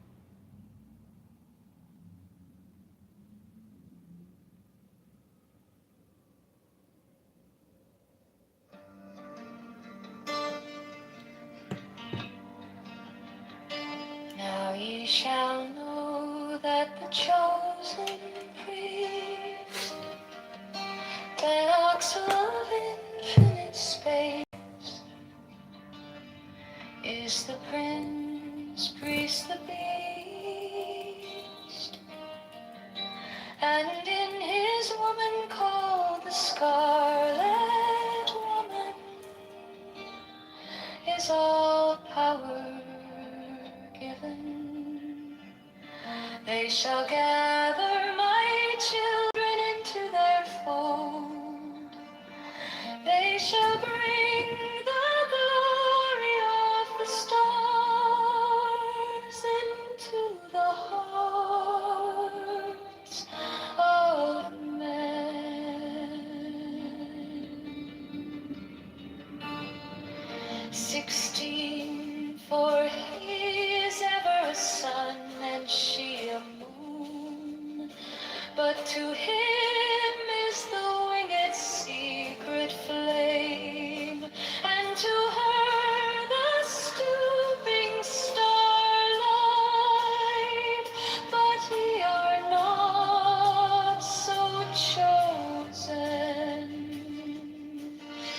18 burn upon their brows, O splendorous serpent. 19, oh azure-lidded woman, bend upon them. 20, the key of the rituals is in the secret word which I have given unto him.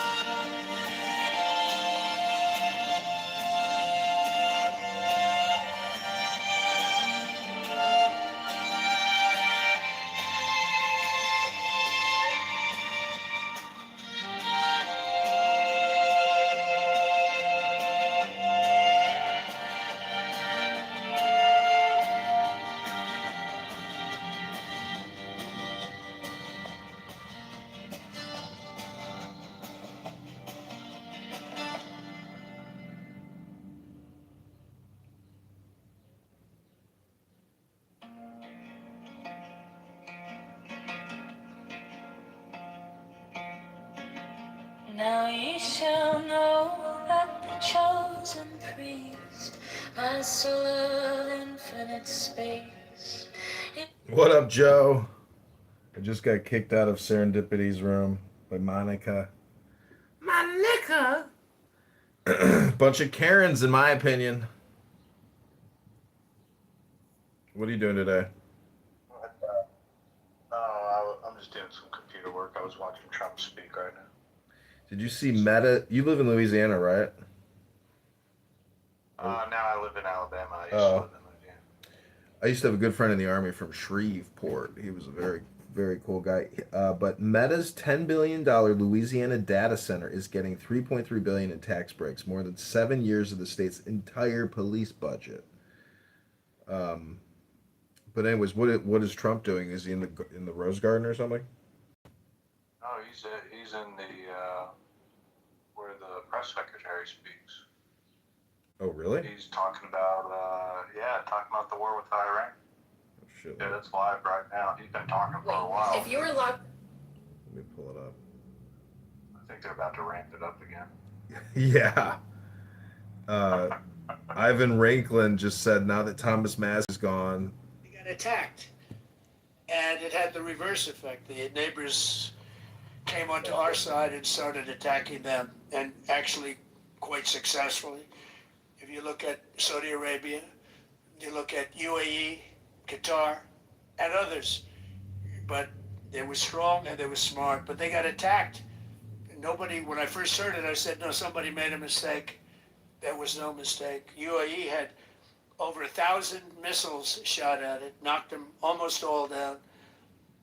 On the very first day I came down the escalator in 2015, I said, quote, I will stop Iran from getting nuclear weapons. And all I'm doing is keeping my promise. Think of that. That was in 2015. I said it. It was a threat then and a much bigger threat now, but no longer a threat, not for a long time anyway. We want to keep it that way. As we continue Operation Epic Fury, we're also focused on keeping energy and oil flowing to the world. And I will not allow a terrorist regime to hold the world hostage and attempt to stop the globe's oil supply. And if Iran does anything to do that, they'll get hit at a much, much harder level. I will take out those targets that were easy and that I mentioned just before. We'll take them out so quickly, they'll never be able to recover, ever. If they want to play that game, they better not play that game. In the long run, oil supplies will be dramatically more secure without the threat of Iranian ships, drones, missiles, nuclear menace, or anything. So the Strait of Hormuz is going to remain safe. We have a lot of Navy ships there. We have the best equipment in the world, inspecting for mines. Again, most of their ships are down at the bottom of the sea, but we will hit them so hard that it will not be possible for them or anybody else helping them to ever recover that section of the world if they do anything. In recent years, the regime and its terror proxies have launched attacks on hundreds of commercial vessels. We're putting an end to all of this threat once and for all, and the result will be lower oil prices, oil and gas prices for American families. We've done that. We've done it. We brought it very low. This was just an excursion into something that had to be done. We're getting very close to finishing that too. In the meantime, during this brief disruption, the United States is offering political risk insurance to any tankers operating in the Gulf. So we're putting up risk insurance. We'll perhaps go alongside of them for protection. We don't think it'll be necessary if it is. And if they do anything, the price will be incalculable. It will be so great that they will have wished they never did it, because you have to keep the straits flowing. With all of that, it affects other countries much more than it does the United States. It doesn't really affect us. We have so much oil. We have tremendous oil and gas, much more than we need. We have Venezuela now as our new partner, great partner. They've worked out so wonderful. We're working with the administration, the president, and it's a massive source of oil, gas, everything. But we're in a very good position, but very unfair to other parts of the world, like China as an example. I mean, we're doing this for the other parts of the world, including countries like China. They get a lot of their oil through the straits. So we're doing this. We have a very good relationship with President Xi in China. I'm going there in a short period of time, and we're protecting the world from what these lunatics are trying to do, and very successfully, I might add. We're also waiving certain oil-related sanctions to reduce prices. So we have sanctions on some countries. We're going to take those sanctions off until this straightens out. Then who knows, maybe we won't have to put them on. There'll be so much peace. But when the time comes, the U.S. Navy and its partners will escort tankers through the strait if needed. I hope it's not going to be needed, but if it's needed, we'll escort them right through. And we have the greatest mine-sweeping ability. We have the greatest ships, and all of them. We know exactly where they're placed. We'll get them out of there very fast, but we hope we don't have any of that. And again, if they do that, if they play that game, we're going to hit them at a level that they have not seen before. So we're winning very decisively. We're way ahead of schedule. Our military is the greatest in the world, with the greatest equipment and the greatest people in the world. Nobody's ever seen anything like it. Iran is a very powerful country. They were going to take over the Middle East. If we did not hit them, they were going to take over the Middle East. They had thousands and thousands, since their last hit, they had thousands and thousands of missiles, everything else. Most are now destroyed. But they were going to take over the Middle East. Those weapons were aimed at Middle Eastern countries that had nothing to do with this. They were going to take over the Middle East, and they were going to try and destroy Israel. So we stopped it with good timing, and we're very proud to be involved in this, and it's going to be ended soon. And if it starts up again, they'll be hit even harder. Thank you very much for being here. Go ahead, any questions? Thank you. Thank you so much. Do you approve of Iran's new supreme leader? And secondly, can you tell us more about your call with Russian President Vladimir Putin today? Yes. What did you discuss? Yes, I had a very good call with President Putin. We had a lot of people on the line from our side, from his side. We were talking about Ukraine, which is just a never-ending fight. And look, there's tremendous hatred between President Putin and President Zelensky. They can't seem to get it together. But I think it was a positive call on that subject. And we obviously talked then about the Middle East. And he wants to be helpful. I said, you could be more helpful by getting the Ukraine-Russia war over with. That would be more helpful. But we had a very good talk, and he wants to be very constructive. Yeah. Please. please. Thank you, Mr. President. On Iran, you called it an excursion. You said it would be over soon. Are you thinking this week it will be over? No, You're talking but soon. about days? I think soon. Okay, and with respect Very soon. Look, everything they have is gone, including their leadership. In fact, there are two levels of leadership, and even actually, as it turns out, more than that, but two levels of leadership are gone. Most people have never even heard about the leaders that they're talking about. So it's obviously been very, very powerful, very effective. Back to Cuba, you said that Cuba wants to make a deal. Yes. What would the United States get in return for that, and why should Americans trust Marco Rubio to negotiate it? Well, Marco Rubio is doing a great job. I think he's going to go down as the greatest Secretary of State in history. Look at what we've done as a president. Look at what we've done as an administration. They trust Marco, and so do the American people trust. He's been successful no matter where he's been. He also speaks the language, which is always nice and always helpful. But he's dealing, and it may be a friendly takeover. It may not be a friendly takeover. It wouldn't matter because they're down to, as they say, fumes. They have no energy. They have no money. They're in deep trouble on a humanitarian basis. And we don't want to see that, but they were very, very bad to a lot of people, as you know, and a lot of people living the Cuban-American vote, which I got at record levels. Very important. Those people are very important to me. I know what they went through. They went through hell. Some of them have gone on to be some of the most successful people in the country.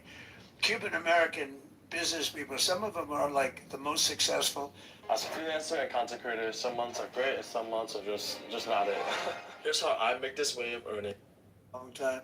The Castro regime was brutal, but they lived off Venezuela. Now they don't live off Venezuela. It sends them no energy, no fuel, no oil, no money, no nothing. They lived without Venezuela. They couldn't have made it, and we cut them off from everything else. So, they're going to make either a deal or we'll do it just as easy anyway. Yeah. Please, go ahead. There's footage that show that an American missile strike and a Tomahawk missile likely destroyed that Iranian girls' school. So will the U.S. accept any responsibility? Well, I haven't seen it, and I will say that the Tomahawk, which is one of the most powerful weapons around, is used by, sold and used by other countries, you know that. And whether it's Iran, who also has some Tomahawks, I wish they had more, but whether it's Iran or somebody else, the fact that a Tomahawk is very generic, it's sold to other countries, but that's being investigated right now. Yeah, please. Thank you. Thank you. Mr. President, you've said the war is, quote, very complete, but your defense secretary says this is just the beginning. So which is it, and how long should Americans be prepared Well, I think you for can this say war it to last both. for? It's the beginning of building a new country, but they have no Navy, they have no Air Force, they have no anti-aircraft equipment. It's all been blown up. They have no radar, they have no telecommunications, and they have no leadership. It's all gone. So, you could look at that statement. We could call it a tremendous success right now as we leave here. I could call it, or we could go further, and we're going to go further. But the big risk on that war has been over for 3 days. We wiped them out in the first 2 days. When you think about it, it's incredible. We wiped out a big Navy, very powerful Navy. These were ships, these were serious ships. These were ships that you buy when you want to win battles. They're all on the bottom floor. The sailors are all running off the ships. They refuse to get on the ships. The Air Force is gone. Everything's gone. The missiles are down to a trickle. The drones are down to probably 25%, and they'll soon be down to nothing. We'll have where they manufacture the drones are under fire as we speak. They're being hit. So the rest is going to be a determination. He's attacking him as he's giving him a speech. Giving a along with speech. the people in the Trump administration, what we want to do. Thank you. Yeah, please. Can I ask you, you mentioned you were going to waive certain additional oil waivers or sanctions. Can you talk a little bit more about that and address in particular? Well, we're looking to keep the oil prices down. We went artificially up because of this excursion into a very positive thing. I mean, this was an excursion that a lot of people wouldn't have done. I knew oil prices would go up if I did this, and they've gone up probably less than I thought they'd go up. But I don't think anybody thought we were going to be this quickly successful. This was a military success, the likes of which people haven't seen. We have the best military. We have the best equipment. We have, I believe, the best generals. We have the best. And this went very quickly. We talked about that with President Putin. He was very impressed with what he saw because nobody's ever seen anything quite like it. You know, Iran was a very powerful military country with all of the missiles. Now, you had the double attack. You had the original attack with us and Israel, and that knocked them for a loop. Then you had the B-2 bombers, which took out their nuclear capability, and they would have had a nuclear weapon within 2 weeks to 4 weeks. And they would have used it long before this press conference, and we might have had a much different press conference if we had a press conference at all. But it's been amazing. The military success that we've had is truly unprecedented. You've told your congressional colleagues that you will not sign any piece of legislation until the Save America Act is passed. Does that include the confirmation of Senator Mullen as your next DHS secretary? Does that mean a DHS funding bill? And Senator Thune said today, it's not a matter of whether or not your Republican colleagues agree with the policy, it's about changing the process. In other words, getting rid of the filibuster to get there. So in order to get it, you're going to need Democrat votes. And what we're saying is the Save America, not the SAVE Act, which nobody knew what it was, the Save America Act. The Save America Act. And that's voter ID. We want voter ID. We want to be able to see a picture of the voter. We want to be able to see that the voter is legitimate. We want, very importantly, confirmation that this voter is a citizen of the United States of America, and we want no mail-in ballot scams. So we have exceptions for the military, for sick, for disabled, and for people that are away, business trips or whatever. Even vacations will be very liberal in that. We've added 2 things to it: no men in women's sports and no transgender mutilization of our children. We don't want it's the mutilization of our children, and we don't want that. So we added those 2 things. That's the 5 points. We have 5 very good points. It polls at 86% Live with Democrats. Think of that. The overall vote is 86%. With Republicans, it's 98%. And the only one opposed to it is a Democrat leadership because they cheat. They want to cheat. So we added those 2 points. We're going for the gold, and we're going to have to fight like hell. Now, certain things will happen. Certain things will take place. I'm here to do a great job for the country. But we don't have a country if we're going to have elections that are so corrupt and so dishonest like we've witnessed over the last period of time. You know, as an example, virtually nobody has a system of mail-in ballots like we have. No other country in the world. France went away from it. They all went, you know why? Because it's corrupt. And Jimmy Carter, he had a commission. Frankly, I think it's probably the best thing Jimmy Carter did. He said, you can't have mail-in voting because it's inherently dishonest. And it's turned out to be totally dishonest, so we're going to fight for it. Yeah. Has Iran activated any sleeper cells inside the U.S.? There's reports that they have pressed that trigger button to activate those cells, at least abroad. Well, they've been trying for a long time. We've been very much on top of it.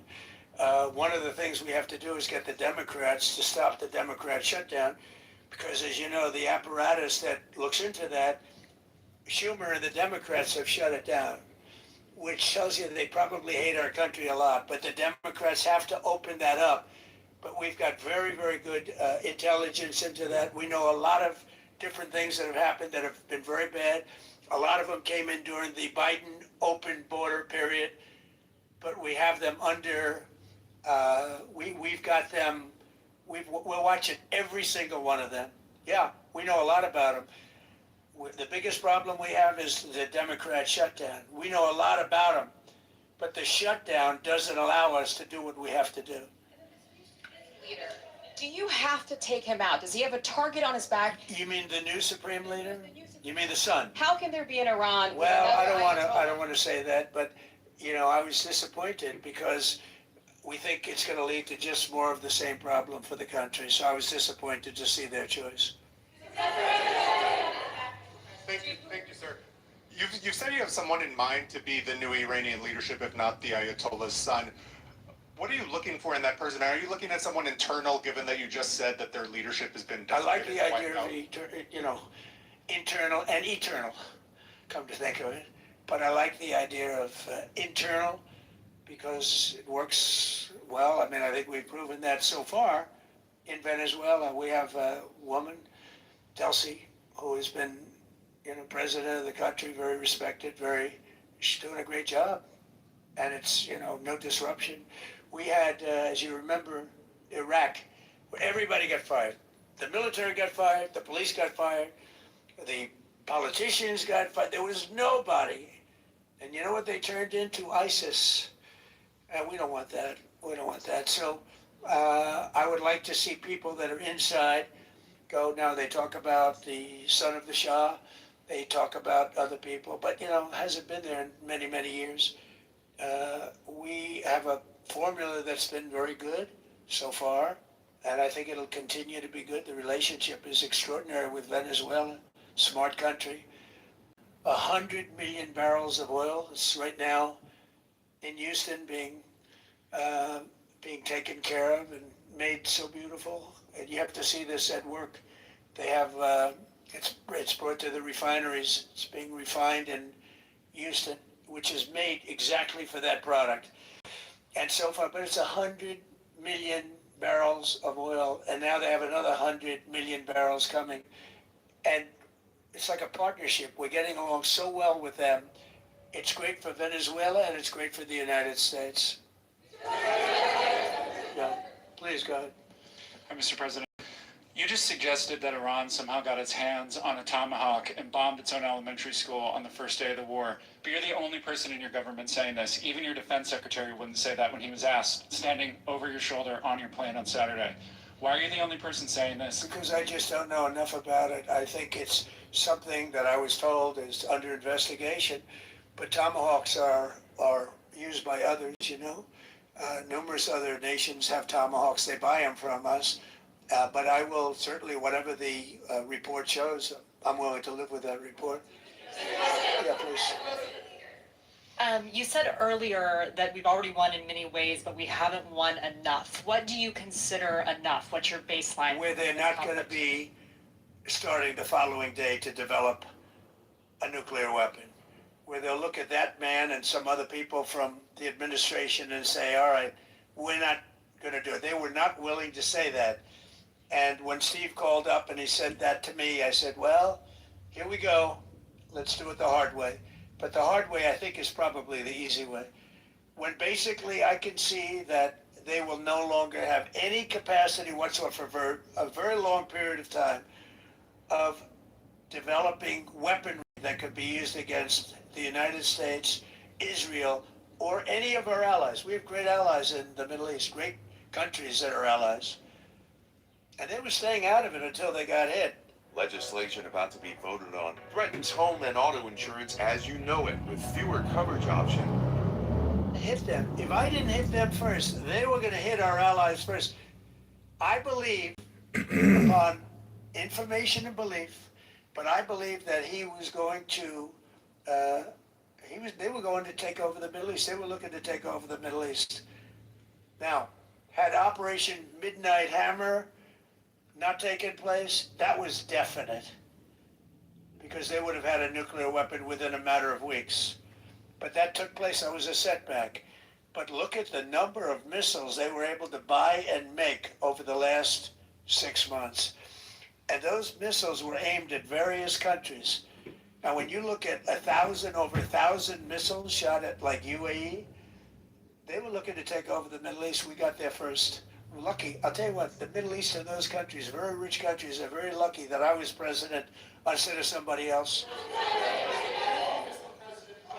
Points of disagreement between yourself and your vice president when it comes to U.S. action in Iran? I don't think so, no. No, we get along very well on this. He was, I would say, philosophically a little bit different than me. I think he was maybe less enthusiastic about going, but he was quite enthusiastic. But I felt it was something we had to do. I didn't feel we had a choice. If we didn't do it, they would have done it to us. I felt based on the negotiations that were being had by Steve Witkoff and Jared Kushner and Marco and Pete and everybody was involved, I felt that they were looking to tap us along before they hit, and I thought they were going to hit. And if they hit us first, that would have been a very bad thing. In the back, Liz, in the back.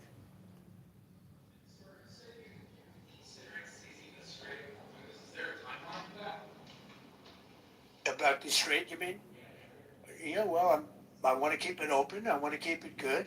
You know, it doesn't pertain to us so much as it does to China. We're really helping China here and other countries because they get a lot of their energy from the straits. But, hey, look, we have a good relationship with China. It's my honor to do it. Yeah. Leader, you have called him an unacceptable choice. So does he have a target on his back, and how can you say I don't want to say whether or not he does because that would be inappropriate. But hey, look, I had a target on my back because, as you people wrote pretty well, they caught the assassin that was after me. So we just got them first, but they caught the assassin. They have him now in custody, those after me. So, you know, but people don't like to mention that, but they did catch him. And I'd like to congratulate our military, Secret Service, FBI, all of the people that worked on that, but they did. Yeah, please. Go ahead. No, go ahead, please. Thank you, Mr. President. You promised the Iranian people you would help them, but it sounds like you're willing to end this fight after your military objectives have wrapped up. Isn't that a betrayal of Will I help them? I'd like to, if they can behave. But they've been very menacing. You know, they're great people. They have an amazing population. It's amazing, smart, brilliant, energetic. They have a great point. I'd love to help them, but they have to be in a system that allows them to be helped. And now you add that up to all of the other things, Midnight Hammer, getting rid of the nuclear threat from Iran, which was a big moment in history, in my opinion, and the great success we've had in Venezuela and all other places. Every place we've gone, we've had tremendous success. But while we're doing all of these things, we're achieving major strides toward completing our military objective.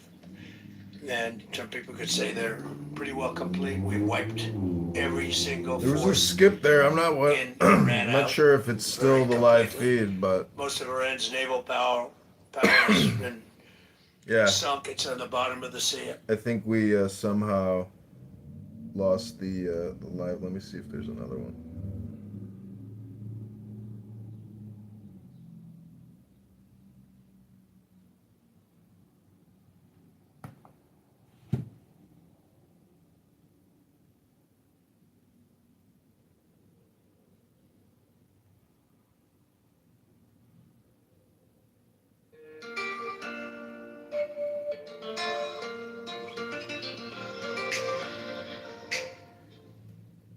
But now everybody's doing this. Watch. Doesn't matter how far you drive, doesn't matter how old your car is, doesn't matter where you live.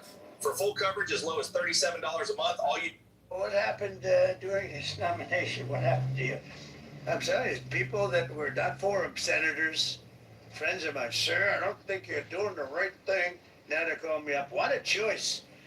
These two guys are fantastic. And John Ratcliffe was incredible. It was actually their genius that called us from, he was 40 miles away. And he said, you know, we're seeing something. Was I playing? It's so hard to know. And they kept the camera on. Pretty sure this is the 45 correct minutes, it live. wasn't moving, and they said, you know, probably wrong, but we're seeing something moving. This is a vast mountain, vast, thick, with bushes, trees. He said, we see something moving 40 miles away. It was the head of a human being, I'm telling you, it's moving. And then all of a sudden, 45 minutes later, he moved a lot. Stood up, and they said, we have him. And that was really at the beginning of something incredible. We had an idea where he was, but not specifically. That's a big mountain. So I want to thank the CIA too. I don't think they get enough credit for the great job they've done. Yes, please. Thank you very much, Mr. President, for this great opportunity. Country has super army. You make a difference, Mr. President. Thank you for your greatest leadership. Thank you. I have two quick questions, Mr. President. What was your reaction when you learned that Kurdistan region had resumed exporting oil to the international market with your support as United States of America? Well, I expected that. We've gotten along with the Kurds for a long time, so I expected that. Another question, what would be your reaction if the Iranian people rise up against their regime during a ceasefire, Mr. President? Well, they should do it, but again, the consequences are great. I mean, they were told, if you protest, you will be shot immediately. You saw what happened to the young wrestler. He was a great champion, by the way. He was a great wrestler, one of the top in the world. And he and his two friends were hung. And all they did was say a little bit about liberty. They wanted liberty, and they were violently executed. But the number is up to probably 45,000 people were killed. So, when somebody stays in a house, when they know if they walk out of the house to protest, they'll be immediately shot and killed. And they issued that, that was publicly issued. It's not a secret. That's why so many people say, oh, well, why are you doing this way? We can't let Iran have a nuclear weapon. We got regime change. We do. We're dealing with a much different regime than before. We're dealing with different people. They're smarter. I think they're sharper and far less radical. We have regime change, but we didn't do this for regime change. We did it for the fact, and my view was very simple. I saw somebody said, oh, he doesn't have a plan. I have the best plan of all, but I'm not going to tell you what my plan is. They want me to say, here's my plan. We're going to attack at 9:47 in the morning, and then we're going to do this, and then we're going to... And if you don't do that, they say, I have a plan. These people know what the plan is. Everybody here knows what the plan is.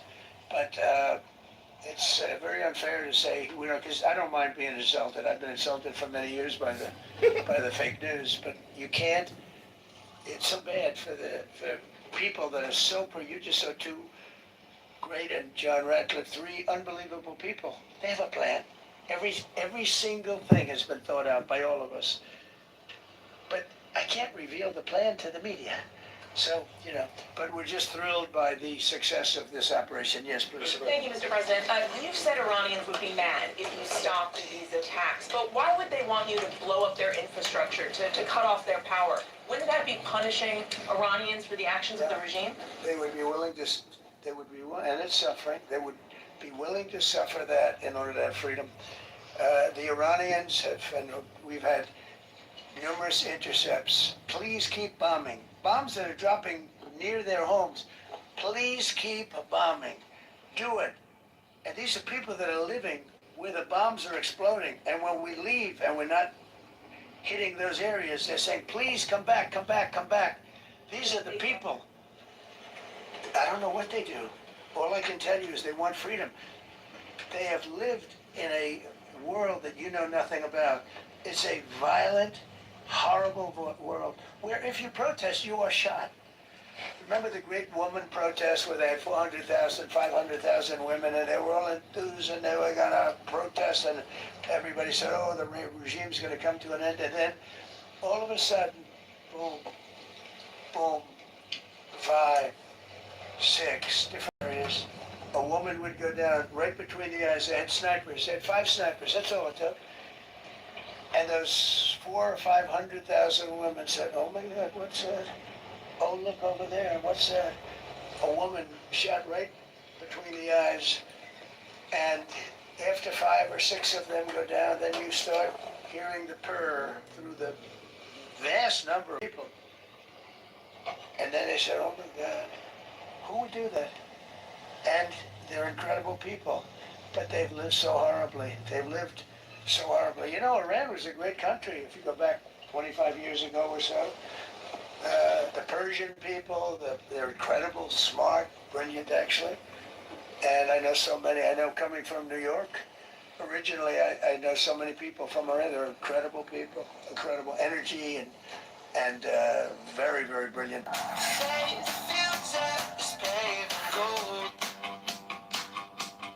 Asian woman, remember the Great Woman March? Everybody was like, oh, this is the end of the country. And then snipers selectively picked.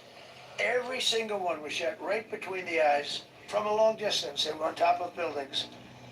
Nobody even knew where they were. Where they coming from? This wasn't like a machine gun, which is also very bad. They've done that too. They did that recently. This was snipers sitting on the top of buildings, aiming and hitting women. And when they see people go down, and all of a sudden there's a riot in the reverse direction, and they never came out again. And a lot of the news doesn't talk about that. They talk about, oh, women's rights. You want to see women's rights? You're not going to see it there. It's amazing when I see some of the stupid people like, you know, AOC plus 3, all that group. They talk about, oh, freedom for Iran. They don't tell you the real facts. Women, men, gays. How about gays for Iran? They kill the gays. They throw them off buildings. So I wonder what's going on. I can only say this. They want us to keep bombing, even if it jeopardizes, because their life is in much greater danger. They want freedom for Iran, but it's very hard for them to protest. I actually tell them, I said, don't go out. I fully understand. Nobody in this room would go out. I don't think there's any, because frankly, it's not a question of bravery. We're all brave, right? You're brave, I'm brave, we're all brave. But we're also intelligent. If you have people shooting at you, expert shots with the best rifles you can get, and hitting you right between the eyes every single time, and you're looking here and you're seeing and you're looking here, you're out of there. I don't care who it is. Mark Meredith, Fox News. I know that. Oh, thank you. How would I know that? Go ahead. Americans watching. No, can we go back to the weekend? First off, was everyone on board with the operation, or were there people that were trying to talk you out of going through with the operation this weekend? Not everybody was on board. Somebody else within? No, there were military people, very professional, that preferred not doing it. These two were totally on board, which was very important. We weren't, it would have had a little difficulty. But no, there were military people that said, you just don't do this. You don't go into the heart of a very powerful military. You know, this is, hey, you have countries and countries. You have some countries where military is not their strong suit. This whole thing is militarized like nobody's ever seen before. Half the people are wearing uniforms. And we had people within the military. Usually it's not done. That's one of the reasons, you know, I was surprised. Somebody said it's the only time it's ever been done. I said, that's not possible. But it is possible, because you're going into hundreds of thousands of soldiers along the path. I mean, look at some of the helicopters, how they got hit. So yeah, there were people within the military that said it's a wise. And don't forget, how many men did you send altogether, approximately, to the operation? I'd love to keep that a secret. Okay, well, but I will tell you, the number, I'll keep it a secret, but it was hundreds. And hundreds of these people, that's pretty good. Is he central casting? But hundreds of people went into this journey. Hundreds of people could have been killed. Forget about the equipment, a lot of equipment, nobody gets it. Hundreds of people could have been killed. So we had people that were within the military that said this is not a wise, and I understood that, but I decided to do it. Was there a point that that you were thinking there's too much on the line, and somebody was saying maybe we abort this now and wait? I mean, given the resource like the general said, it seemed like there was so much on the line here. You must have been thinking, well, this could have completely changed. So the first one, which was in many ways as dangerous as the second, I guess it gets, because we're flying over daylight. You know, we're the best at the world at night. We have goggles that nobody, we have goggles, I've tried them, they're unbelievable. I see better with the goggles at night than I see without them during daylight. I mean, daylight today, we have a beautiful day. you see just as well with goggles. In many ways, it's enhanced. So we have the best of the world. So it's much safer for us to do it at night, whereas other people, no other country has that capability. They don't have that particular piece of equipment like we do. But when I was told flying and in daylight, I think we flew 7 hours over Iran. That's a long time. Over unbelievably hostile territory where they have nothing but weapons. We took out their anti-aircraft, which is great. We took out their radar, which is great. We took out a lot, but they still have, what hit this one was a handheld shoulder missile, heat-seeking missile. So it's not like, they're totally whatever. And they had probably a little luck, because you got to get lucky. But they shot it, and it got sucked in right by the engine. But these guys were out of there. They were great. The timing was great. But no, I was told that this is a very dangerous mission. I understood. They didn't say it's a foolish mission. They said, we're going to be sacrificing hundreds of people to do this. You have tankers that are flying over this area so that because the flight was so long, they had to refuel. It's a very dangerous mission. I just felt it was worth it. If you would have told me that we would have been successful, gotten both, and nobody was even essentially injured, I would have said that would be impossible. Yeah, Mr. President, thank you very much. Thank you, sir. I'll come back. Okay. Given that you are now dealing, you say, with a more reasonable, less extreme leadership in Iran, what does that mean for the protesters, for the human rights movement in that country after this conflict? Well, What's your expectation? Yeah, if they assume control, if we do something and they assume control, I think it's very positive, a big step. I don't think you'd see the radicalization that you have seen in the last. Look what happened. Women are being executed because they're not properly clothed, they say. They're not properly clothed, and they execute the women. They shoot them right on the street. No, you have a much different group of people. Now, I'm not saying we are dealing with them. Essentially, they have till 8 o'clock tomorrow night, Eastern time. But we are dealing with them. I think it's going well. Mr. Witkoff is here, and JD's involved in the dealing. Mr. Witkoff is sitting right here, and I think it's going fine, but we'll have to see. You have to understand, we've been dealing with these people for 47 years. I'm standing here with a much more powerful Iran as of a month ago, not anymore. Right now, they are decapitated. But I'm standing here a month ago with a much more powerful Iran than it was at any point during 47 years. This should have been handled by 7 presidents, a lot of presidents. And those presidents are saying now, every one of them to their friends, we should have done this a long time ago. So it's not something I like doing. It's very dangerous, and we're getting them at the height of their strength.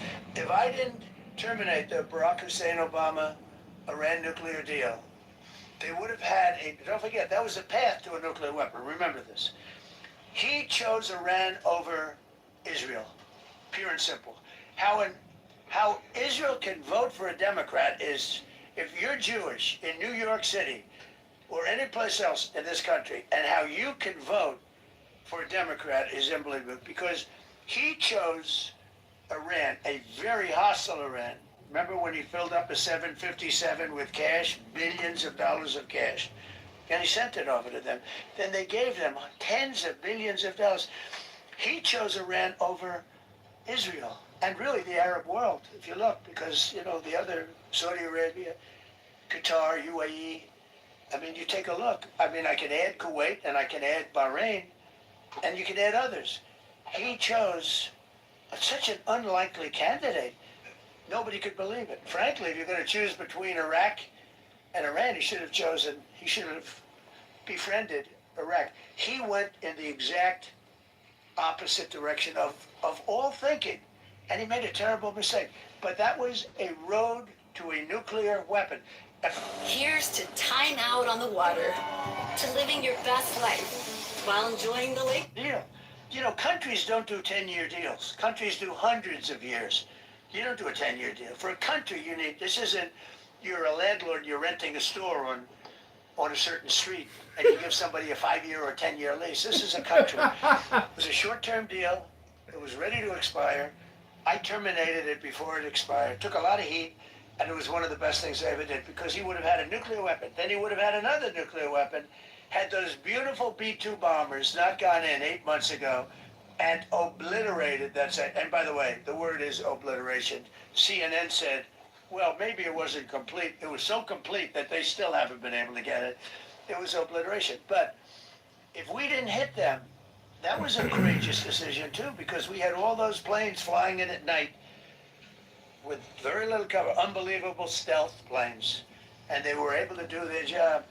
If we didn't do that, Iran would have had a nuclear weapon at a high level, either one of those two instances, and if they did, in my opinion, I told this to Bibi Netanyahu yesterday, Israel would have been extinguished.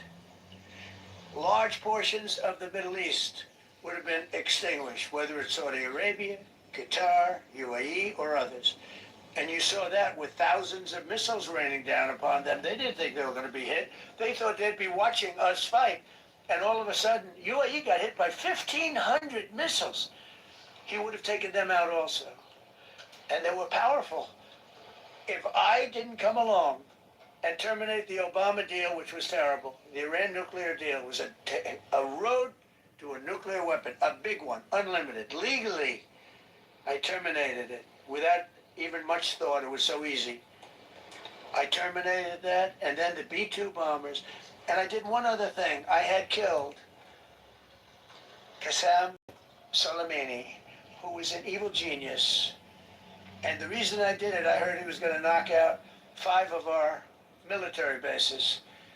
And had he lived, I believe we would be fighting perhaps a different Iran right now because he's never been replaced, you know. And I did one other, but this one's not picked up. Osama bin Laden. If you read my book, I said you got to take him out 1 year before the World Trade Center came down. So I wish you'd read the book. But you, as a president, to be a good president, I believe you have to have good instincts. And a lot of this is instinct. Yeah, please. Thank you so much for taking my question, Mr. President. Last week you suggested that Europe should take the lead on reopening the Strait of Hormuz. Has circumstances changed now that you're issuing a direct 48-hour ultimatum? And secondly, would a new ceasefire include Israel, or would it just be between Iran I and can't talk about ceasefire, but I can tell you that we have a active, willing participant on the other side. They would like to be able to make a deal. I can't say any more than that. You've listed the goals. Excuse me. You've listed the goals. Who are you with? My name is Diakoda. I'm with the largest Kurdish media outlet, Ruda Media Network. It's based in Iran. Mr. President, you said before that you don't want the Kurdish forces to enter Iran and be harmed. Do you still want them to stay away? Or what role do you expect them to play now? I'd rather have them stay away. I'd rather have them stay away because I think they bring with them some problems and some difficulties. And I don't think, and they bring death, I mean, you know, to themselves. But I'd rather have them stay away. Thank you, Mr. President, for the question. Deliberate attacks on civilian infrastructure violate the Geneva Conventions and international law. Who are you with? I'm with the New York Times. Zolan for the New York Times. Are you failing? Are you See concerned? circulation way down at the New York Times. Are What's you going on? concerned that your threat to bomb power plants and bridges amount to No. crimes? I hope I don't have to do it. But again, I just said, 47 years they've been negotiating with these people. They're great negotiators. And because they're not going to have a nuclear weapon.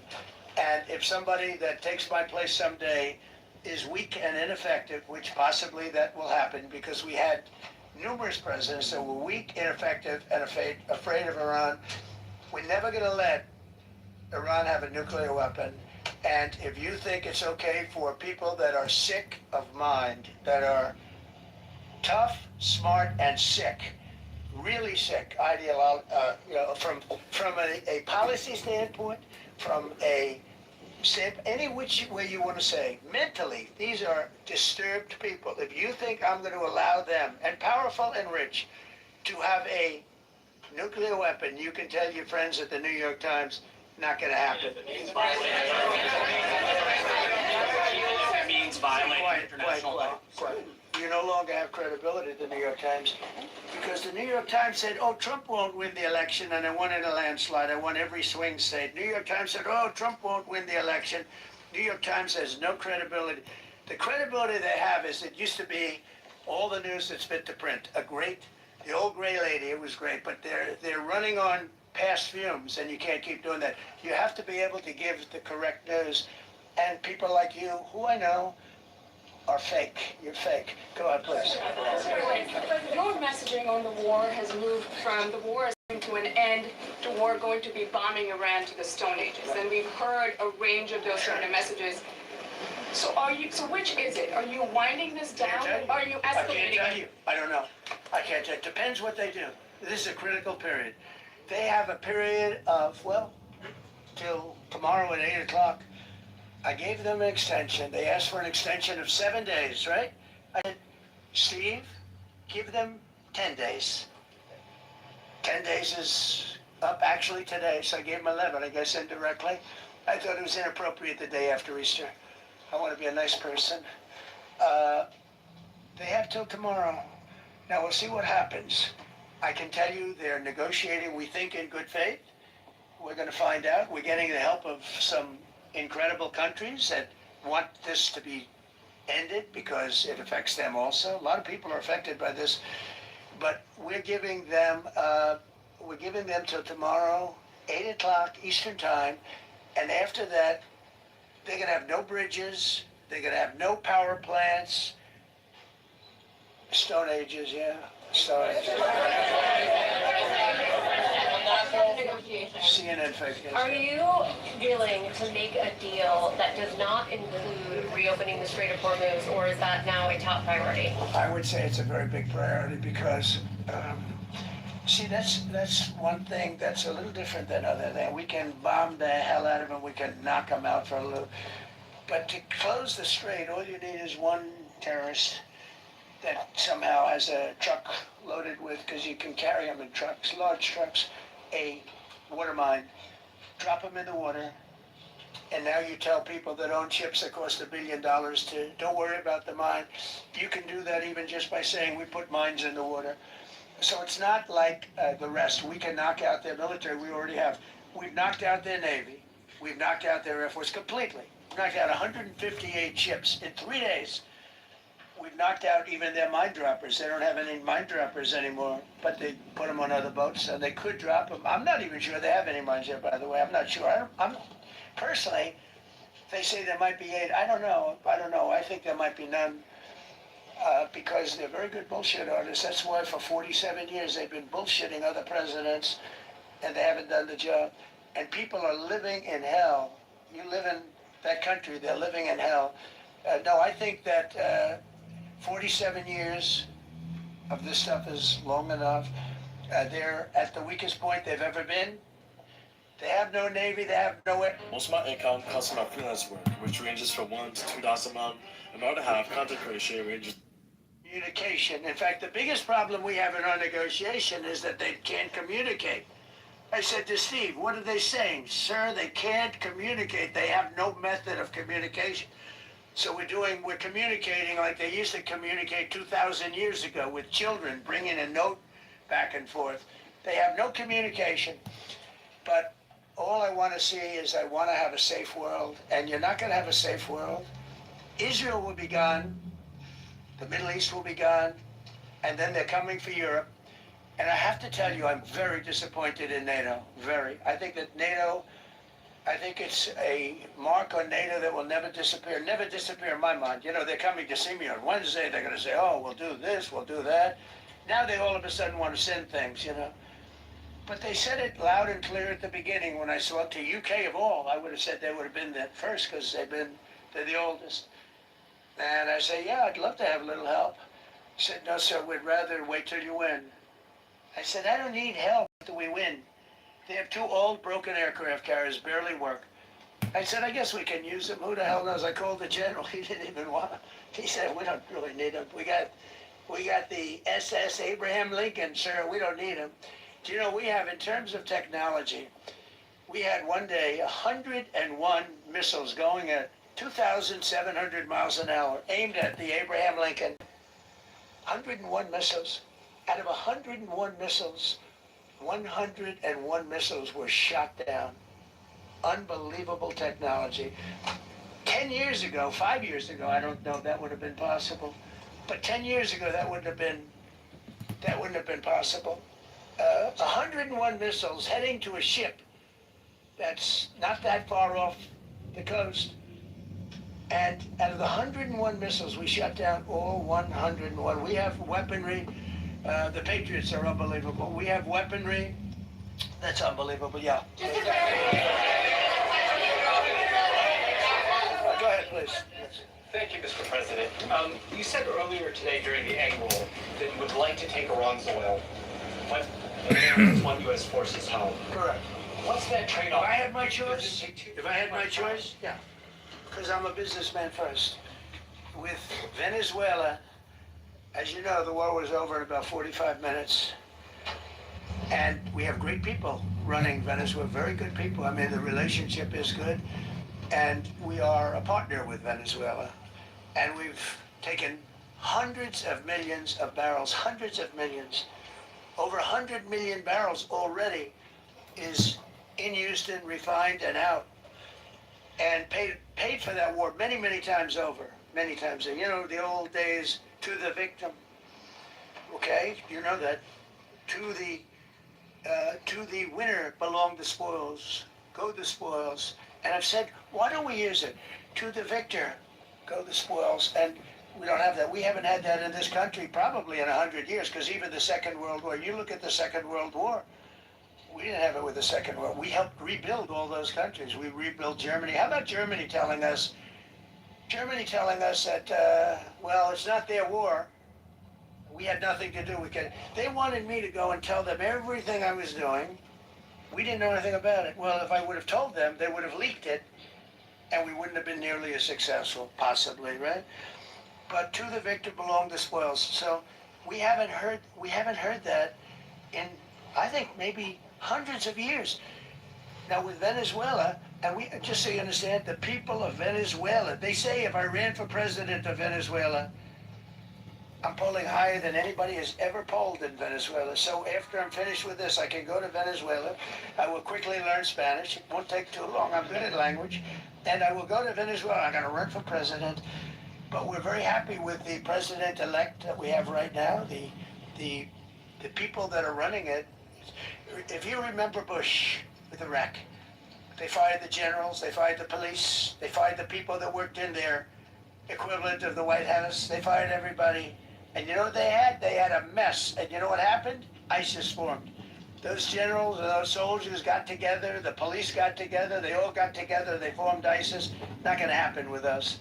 So Venezuela has been an incredible situation. We went in.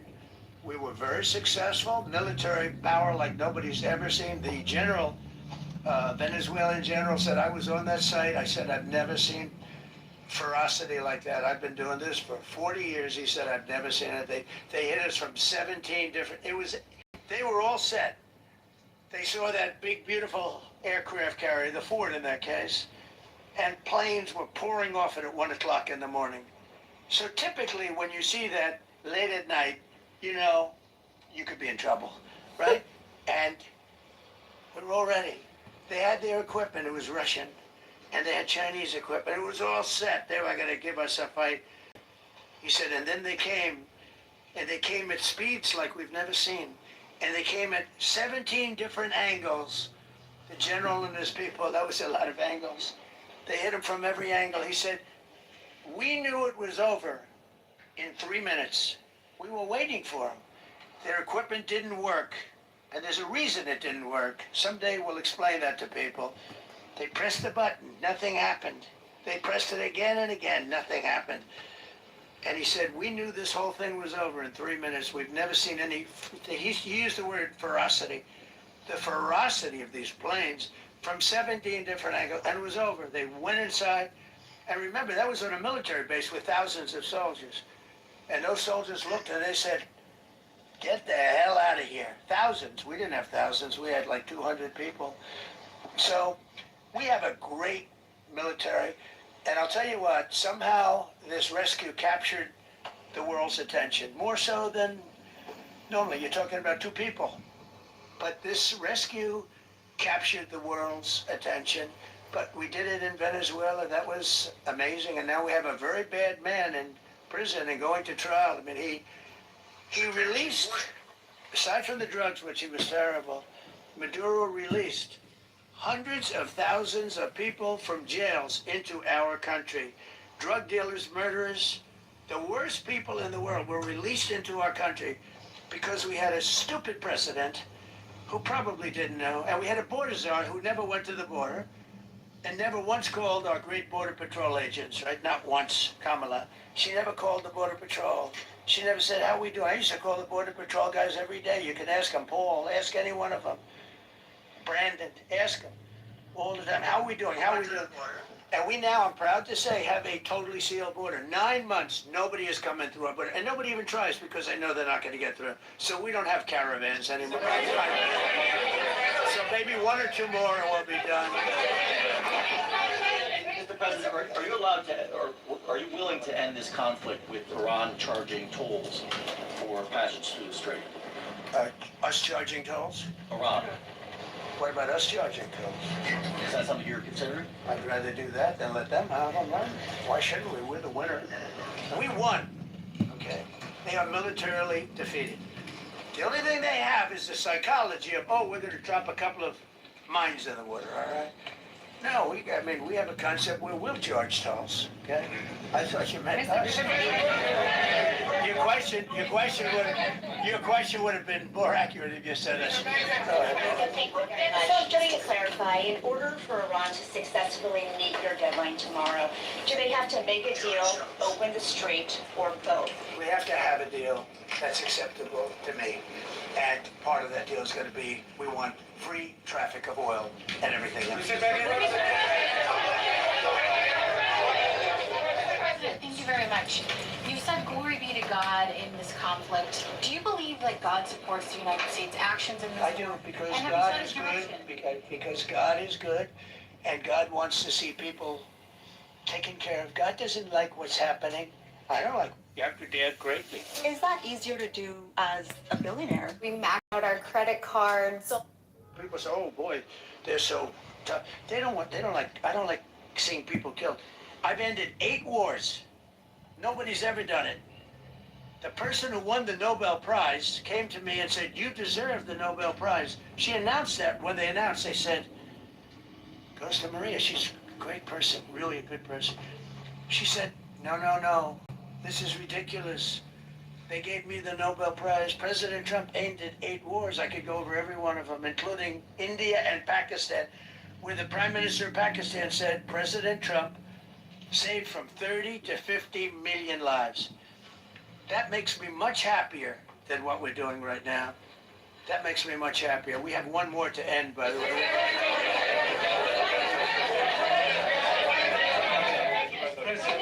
You called yesterday in your Truth Social, you called the Iranians crazy bastards. True.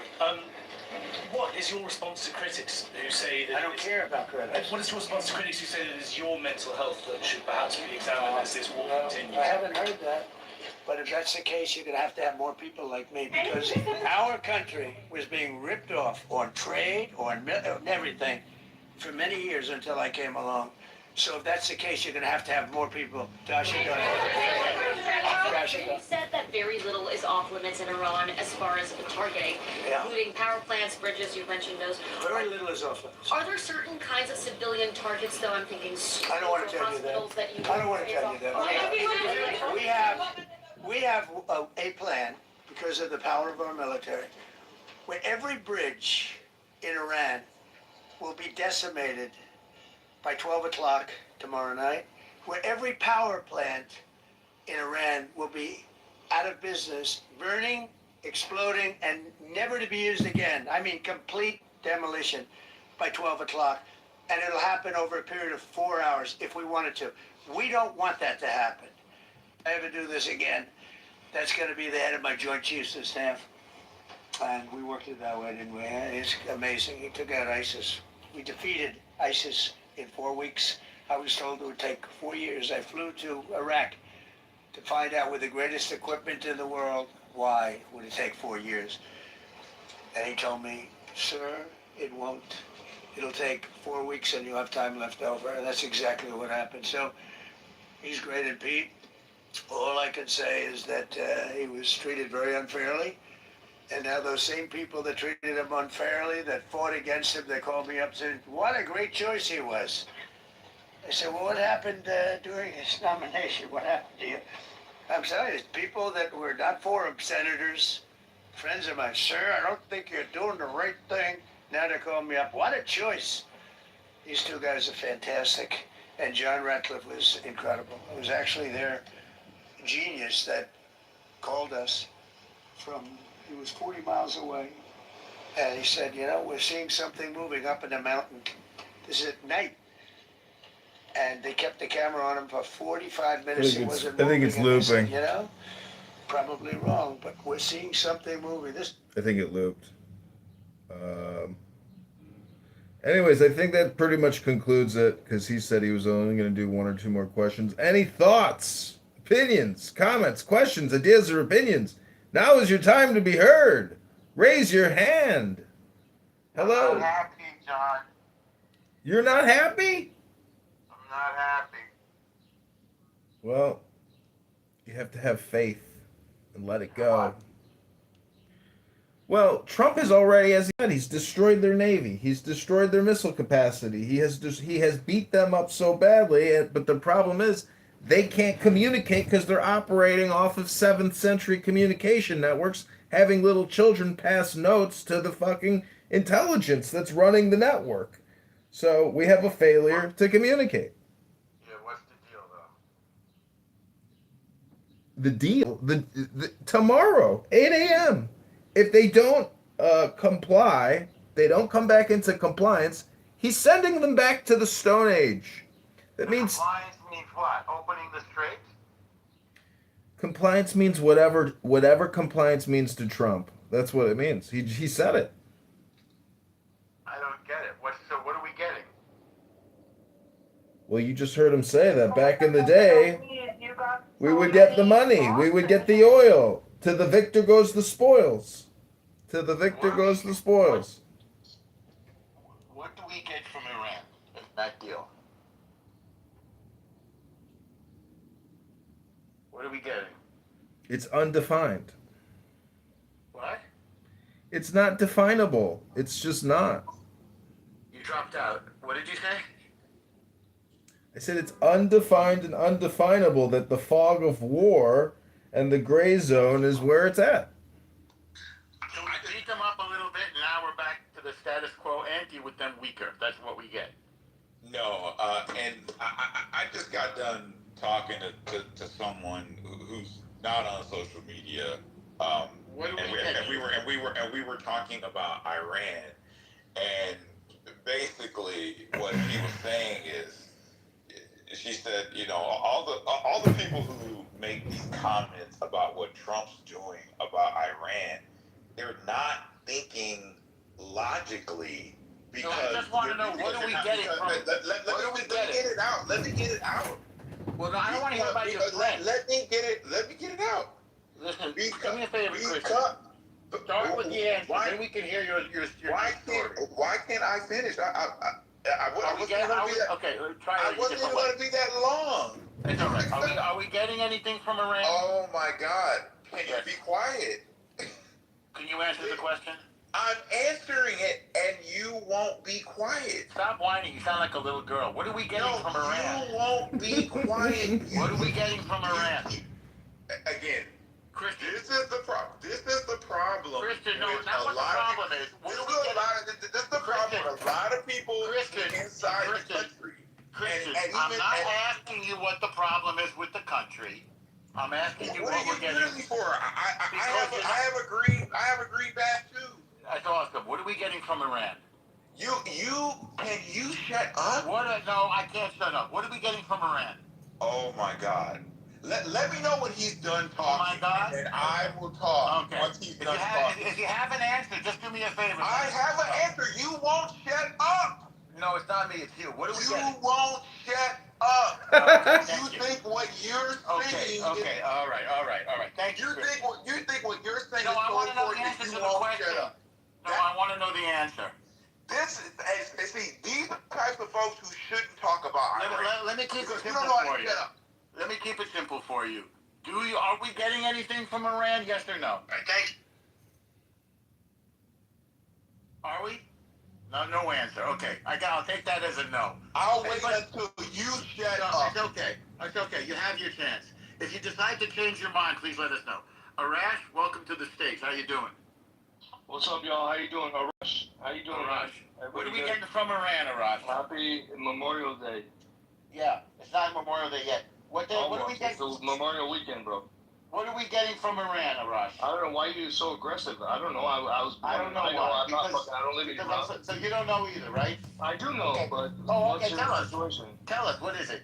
The situation is that whatever happens is not in the benefit of the people of Iran. Trump's doing it. No, I'm asking, what are we getting from that? Well, let me talk. What do you mean, We're let me getting talk? a lot of things. You want Iran to have a nuclear bomb? You're Say from it again? Israel, right? You want What's them that? crazy motherfuckers to have a nuclear bomb? No, I'm asking you, what do we get in this deal? You're gonna get that they don't have a nuclear bomb. Okay, do they agree to that? Well, he's working on it, right? Oh, so we don't get anything yet. He's Well, working he's on trying, it. is he not? So we're getting nothing so far. Well, that's the most important thing, bro. Yeah, but we're not You getting can't it. trust these crazy people with a nuclear bomb. So are we getting that? Yeah, Trump called me last night. He told me, yeah, he's getting that. Okay. I'm saying that's what the most important thing is. Are we getting it? I hope so. So in other words, we've gotten We'll nothing. see. So far, no. Okay, that was my answer. Yeah, Thank so you. far, no. But Thank you at for the being same time, honest. they've crushed the they don't have bullshit military. I you know? agree. I agree. So, So we but the beat only them up. problem is, the only thing is that people of Iran, the innocent people, like every country, they're hoping for that 1% chance that maybe out of all this crazy shit, they can maybe just have a regular life. But Trump's not doing it for the people of Iran. But you Israel's can't not have doing a it for the regular people of life Iran. because they have a bad government in charge. Well, that's what I'm saying. Out of all this shit, they're You hoping don't for have that to say 1%. that. That's something we all know. Right? The question So, is, the question is, they should not have a nuclear bomb. well, we know that. The question That's is, the have they biggest thing. agreed to that? And the answer is no. they have. Even if they agree, they're fucking liars. So okay, so we're not getting anything, are we? Yeah, you can't have an agreement with crazy people. Okay. Can you? That's what Trump wants. He wants an agreement with crazy He's people. trying. He's trying. He's trying. He's trying to do At what least you on and I paper, he's just trying. said. On He's paper, trying to do what you and I just said cannot be done. Yeah, it cannot be done. Yeah. So why? He has to try. He has to try. As a country, as a U.S. president, he has to try. So he has. So he said, "Listen, I tried. This is why I did this. You know, he has to try. He did try. He is trying, but it's not going to fix anything. You can't have a deal with crazy motherfuckers. Well, I agree with you on that. Yeah. So far what I'm hearing is, I guess they say they're going to open the Strait of Hormuz, which was open before. That's up to us if the Strait of Hormuz is going to be open or not. Well, I thought that's what the deal is. Yeah, no, well, it's not up to them. It's all up to us. But the biggest thing for it's up us to them. If they have minds. No, it's not their bullshit. What are they going to do? They're going to What are attack they the gonna do? boats. They're going to tax the boats, right? Yeah. One or two or three, but if we're not going to let anybody go through. It's not up to them. They don't have anything. They have no navy. They have no bullshit. They have no military. They have nothing. It's up to us, right? So anything that happens over there is politics. John, what's the substance of this agreement? There's no agreement. There is no agreement. No agreement. This was a press conference for Trump to make an ultimatum on a Sunday to capture the world's attention. He talked shit about NATO. He said he was disappointed in Great Britain, disappointed. 100%. And so, yeah, this was Trump trying to communicate what's going to happen, which is the obliteration of Iran's energy and communication and transportation network if they don't come back into compliance and give Trump a peace deal of some sort, something, because as he called them, bullshitters. They love the bullshit. So why do we want? But John, you know, you can't have a deal with crazy motherfuckers, right? Trump has to do what's politically correct to show people, listen, I tried. I tried to be a good person. I tried to just to make a deal, but these guys are crazy motherfuckers. So if he's going to make an action, which I hope so, he does, right? Then he can say, listen, I tried for 2 or 3 months. These guys didn't It's been cooperate. almost 6 months. Yeah, 5 months. they didn't cooperate. They didn't cooperate. Done. No. But once again, Iran is not going to change until, I don't want to say it, but until there's boots on the ground. Because these Ayatollah, you kill one of them, 5 other motherfuckers come up, right? So once again, it's not about the people of Iran, but I look at it that way as well, right? So I don't know, man. But Trump's doing what he's got to do, and he's smart, he's gang, and I love him, and he's doing the right thing. We'll see what happens. Those are nice words, but I don't see any deal here. Well, you don't have to see it. He knows me. Well, I don't see it. You don't see it, and you want to know what? Well, me and you are nobody. He knows. No, Other people know. speak for yourself. I'm somebody. Well, listen, but nobody. Listen, we're regular people, right? No. No, okay. You're really not. Maybe Trump calls you before he makes a decision, but not me, right? I'm not asking for a phone call. I'm asking for a deal. You're asking for a deal. Can I ask who are you? Yes. My name is in my profile. I see it. Okay, Yeah. who are you? What do you mean? I mean, I know Trump. I don't know you. Who are Read my you? profile and you'll know who I am. No, I don't have to read it, but why does Trump have to ask for your permission? I didn't say he had to ask for my permission. I never But said you have the obligation that he has to communicate with me. No, he can communicate with the world. He does. And he's doing a great fucking job. There's no deal. Okay. And But we're he's not doing a great intimate. fucking job. I love him. He's doing a great job. Well, and, he's keep you going. can send him a Valentine's Day card if you Don't worry about that. Before that, I got to call and make sure that Trump says you said it's okay, okay? I'm not worrying about it. All right, cool. What I'm Sorry, concerned John. with Sorry, is y'all. what I'm concerned with is Iran. Honestly, I don't care. I know. At this point, I really don't care. I understand that. Right. I care. I think he's doing an amazing job, and he's doing the best for the country. Right. And I hope something happens out of all this shit that the people of Iran could be free too. That would be amazing. Yeah. Done deal. Well, there's no deal. That's the problem. No Oh my done god. deal. I said done deal in my opinion. Oh my fucking god. Yeah, it's the problem. Yeah, that's all good, man. Wow, it's not all good. Bro, it's not all good. I get it. Holy Yeah. shit. I'm saying to myself, honest, it's all good. All right, I didn't realize you didn't know you were unmuted. No, I was unmuted. I said, honest, it's okay. It's all good. You said, Okay, oh, You're talking to John, yourself. y'all know this guy? Yes. Damn, he's fiery. Yes. Cool. That's what Well, I I want. respect you. I That's want what's up. you. I respect you too. I want the president to be fiery. Well, he is. Better than Biden. Better than the one before That's a him. very low bar. He's better than somebody who walks. He's got more into a balls wall. than anybody of them. Huh? He's got more balls than any of them. Yes, he does. And he really, truly cares for the country. Or Well, else he'd be on Mar-a-Lago playing golf all fucking day long. Well. No, he really cares for the country. well, And he's doing an amazing job. So far, he's done shit that no president has done. well, I want some progress on Iran. Well, you should text him. Tell him that. I did. I texted him last night. So you have 24 hours to give me an update. You and See, no, you tell him. 24 hours to give me an update. And CC me too. he got back to me already. That's what's up. Want me to read what he wrote? No, I really don't care. But I think me and you were saying the same thing, but you're aggressive, I'm aggressive, so it's all good. I'll tell you what But I he think wrote. we're on the same page. I'll tell you what he wrote. No, I don't want to know. I don't know. Well, I don't want to know. Okay, you can mute up. Ask them if they don't want to. If they want. Every single day, I will be fighting for you with every breath in my body. For you? I will. To me, I will not rest until we have delivered the strong, safe, and prosperous America that our children deserve and that you deserve, President Trump. This That's will what's surely up. be the golden age of So he America. takes you this. Yeah, that's Personally. Wow. So let's hope there's some progress. Damn. John, I didn't know we had this kind of situation. I love Trump. Right. Obama follows me too. Fuck Obama. Well, I don't roll that way. My opinion. My opinion. You know how many $1 million he gave to this Iran? That's why I say fuck you, Obama. Too many. Yeah. And did they use 1 penny for the people of Iran? They used it to spread terror. Exactly. So, fuck Obama. I love him. He's a good people too, but fuck him for doing that shit. Fuck him. If $1 of that money went to the people of Iran, I wouldn't say this. But you can't deal with crazy motherfucking terrorism motherfuckers like this. You can't deal with them. These people need to be taken out. That's what I was hoping he would do. Yeah, that's what I hope he's gonna do too. You can't deal with terrorists, bro. I'm Persian, and it's so sad to say that, but the government is fucked up. The government is not what the people of Iran are.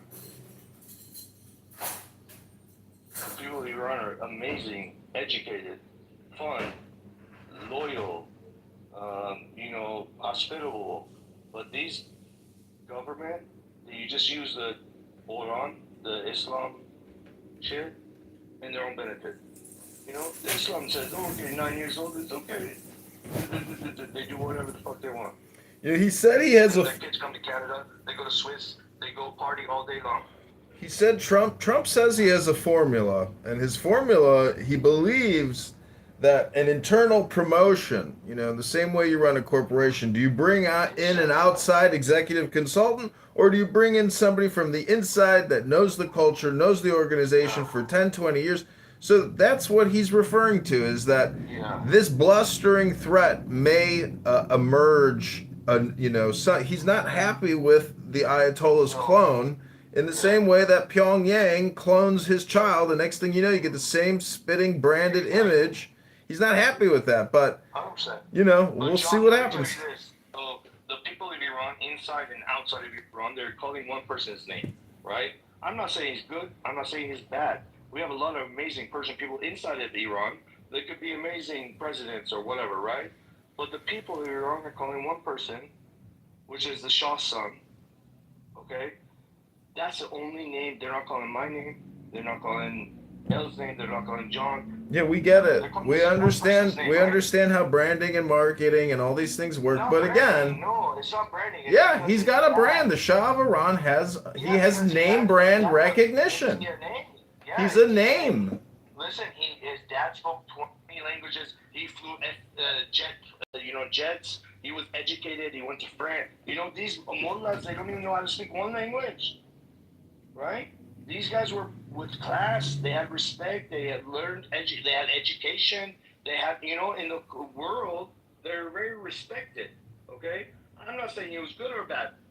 None of my business. But the people of Iran have one good person. They're chanting his name, right? So they say Trump hasn't met with them, but from the insides, I heard that they've met many times. Okay, but it's very hard to put him in position because these people are terrorists. You kill one of them, 20 other people, brainwashed people come out. So whatever happens, man, I always just wish the best for the people inside of that country, whatever country it is, right? The people inside of that country, I hope they get what they deserve, So he said during his speech today that they were actually actively engaged in an attack during the speech. So, tomorrow, yeah, he said it during his press today. He says, as a matter of fact, as I'm speaking to you right now, we are attacking them right now. So. Well, I didn't hear that. I was at a casino. Sorry, I didn't hear that. No, I don't know what he was referring specifically to. On Trump's head, right? Wait, who are we attacking, John? Nobody. Trump said that today during the presser, that as he is speaking, he is actively attacking them at some facility. So he said that he attacked Iran. Wait a second. He said, hang on a second. He said that we're attacking Iran right now? Yes. John? Yes. John? For the fourth time, Trump said during the presser today, actually, as I am speaking to you right now, we are attacking them right now. I hope so. I didn't know that. I didn't hear that part. I that either, but I hope so. Because when a terrorist organization, which is the government of Iran, puts a bounty on the president of America, these people are non-negotiable. We need to take that organization out. The Iranian government needs to go. They're a threat to everybody in the world, right? What the balls to say that to Trump? I hope he did, and I hope these motherfuckers leave because I love Trump, and he has the balls. I love it, but you can't fuck with the U.S. military. I do know that the Iranian people love Trump, and the Israeli people love Trump. Yeah. So I hope the American people love him as much as the people from other countries. 50-50, from what I'm seeing. Yeah, unfortunately. Yeah, I'm in Arizona. I'm in Scottsdale, so Republican city. But here, a lot of people, everybody loves Trump. But from what I'm seeing, I mean, there's a lot of crazy shit happening in our own country. You know, like who are these people? Where'd they come from? You know what I'm talking about.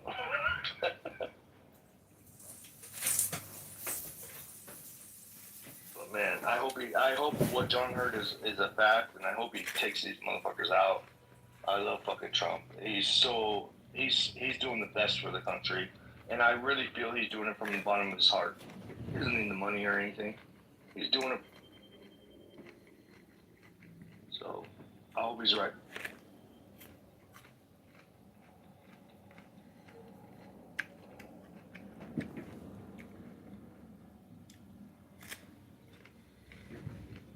Hello? Hello? I don't talk anymore. Interesting that Tulsi Gabbard is gone. Thomas Massey gone. And now it gives Trump more leeway to engage in his war. And this is not a Barack Hussein Obama war. This isn't even a George Bush war. This is a Donald Trump war where to the victor goes the spoils. The press agents. Do you think it's okay for Iran to continue doing the tolls? He says, oh, yeah, I think we are going to do our own tolls. Oh, he said, oh, you said Iran did the toll. No, America's going to be doing the tolls from now on. America's going to be the one receiving the benefits, not Iran, because we've destroyed them. We've crushed their navy. They don't have a navy. And then he says that the closing tactic of using mines in the strait is all psychological. He doesn't even think there are any mines in the strait. And so this was a big presser. You know, he spoke unrestricted for at length. And he even probably said things that he shouldn't have said. He was talking about a secret weapon that we used in Venezuela. We have some type of secret EMP weapon. And he said, I don't know, maybe in a few years we'll talk about it. But when they went to push their buttons, nothing worked. They pushed their button, nothing worked. Mr. Kitover, why do you think that it wasn't run on any of the networks? When you were playing it, I checked on Fox News, I checked on CNN, and even News Nation, and none of them were carrying it. Why do you think? Was it a live presser that you were playing? Yeah, live on the internet. They're gonna release their edits. They're gonna release their clips. What was the setting of that interview? Of that presser? Was it in the White House briefing room or? Yeah, it was in the press room.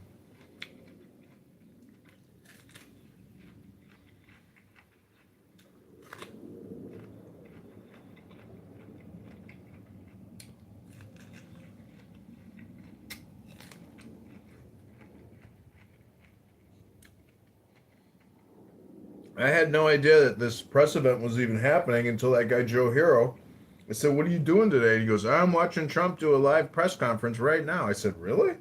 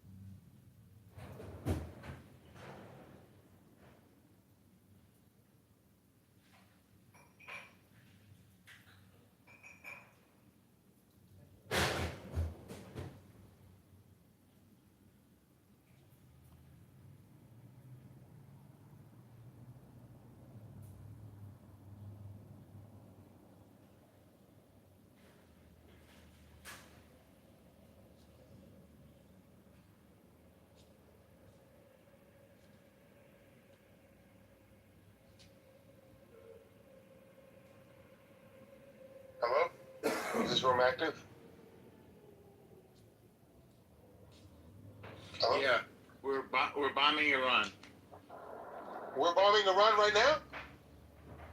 Yeah, Are you serious? according to John. Did they announce it? Because what's his name? Trump, Marco Rubio, J.D. Vance, and I think another one all met at the White House today or yesterday. Saw that. It's not a major one though. I think it's a little nudge. That's what John said. I didn't hear it. John, you think it's right?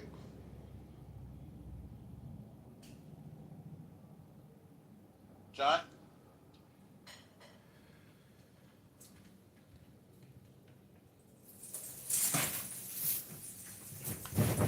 Yeah, I don't know what he was referring to specifically. It was some type of facility or something. We're hitting some kind of facility? That's what he said as he was speaking. He said, right now. And then he looked over to Secretary Hegseth, so... I'm not getting it on any of my intelligence feeds. He could have been talking about something else, but I didn't mishear him, or like he said actively now, not in terms of like a massive strike, but it was some type of coordinated specific attack. And he said if they don't come into compliance by 8 a.m. Eastern Standard Time tomorrow, he said that's it. He says we're sending him back to the Stone Age. And he said they requested 7 days. He said, I said give them 10. And we got Steve Witkoff right here. And Steve says, sir, they have no ability to communicate. They have no communication response system. They're passing notes in secret with children. They can't communicate with us. So this was Trump's message to them, to the world. What compliance is it? What does compliance mean in this case? It means whatever Donald Trump says it means. So they got to do something. They got to show us something. Show me the money. That's probably what it is. And he says he's also doing this for China, who he has great relations with. He said China's the one that's getting decimated here, their economy, not being able to bring in their energy requirements. So he's doing it for the world. And tomorrow, if they don't come into compliance, he has made the threat that he is going to send them back to the Stone Age.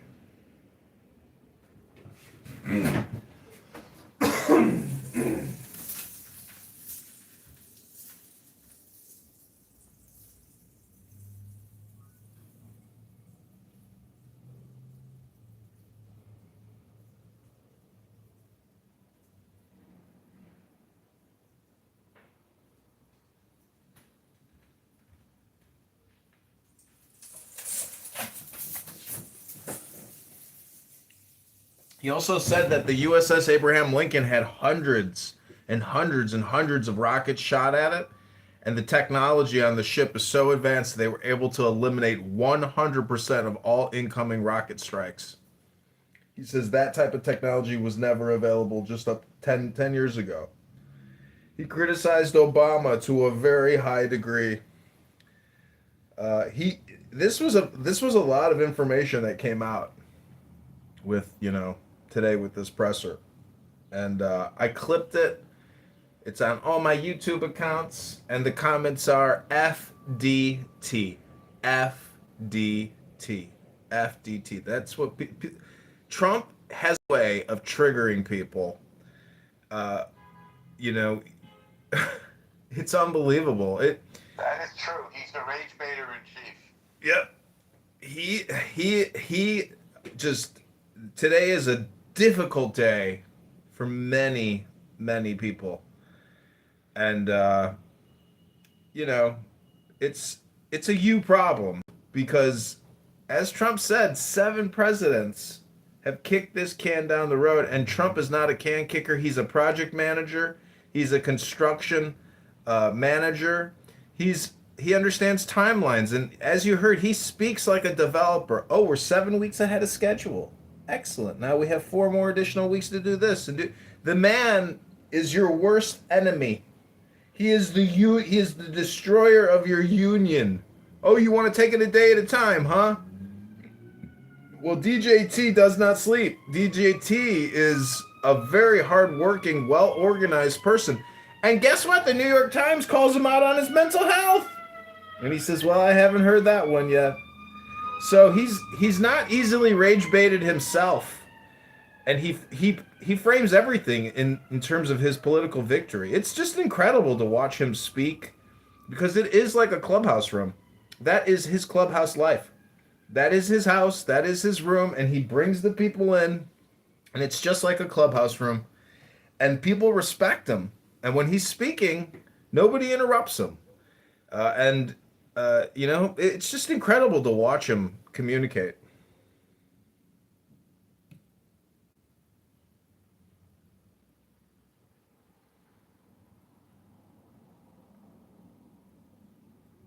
But this was a big room. Thanks for being a part of it. Yeah, it's like a 2-hour event this morning. I went to Chabad last night, read the 10 Commandments, brought it up today with Steve Appel, brought up the first 2 commandments. Caleb was trying to explain it to them, and it's just such a mystery for them. They can't understand basic English language, don't understand the law. They think every law in the 10 Commandments should be destroyed. It means nothing to them. It's delusional. It's crazy. You know? How can Steve Appel, oh, I'm a Jewish atheist.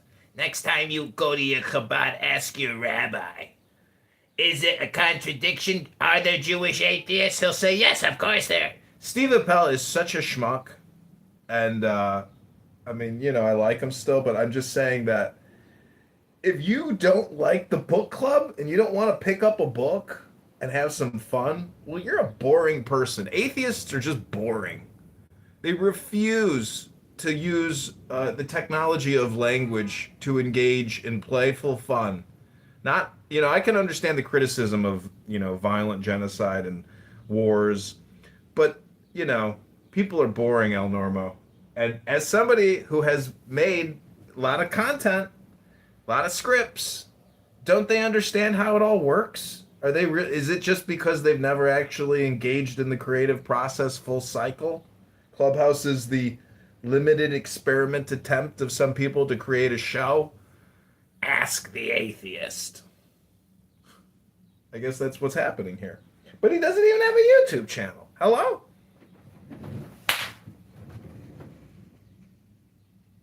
He comes from the world of radio. He's a little bit behind technologically. By the way, CBS Radio in New York just went off the air after 100 years of being on the air. Apparently. Why? Because it's just not profitable? They're just shutting it down? Yeah, people aren't listening to the radio anymore. Yeah, but why do they have to shut... See, that's the thing, is they can just run their content. I guess maybe the platform costs are just not... It's too overwhelming to distribute. It's too bad, but... I'm sure that they'll sell the assets, right? They probably already sold the assets. Probably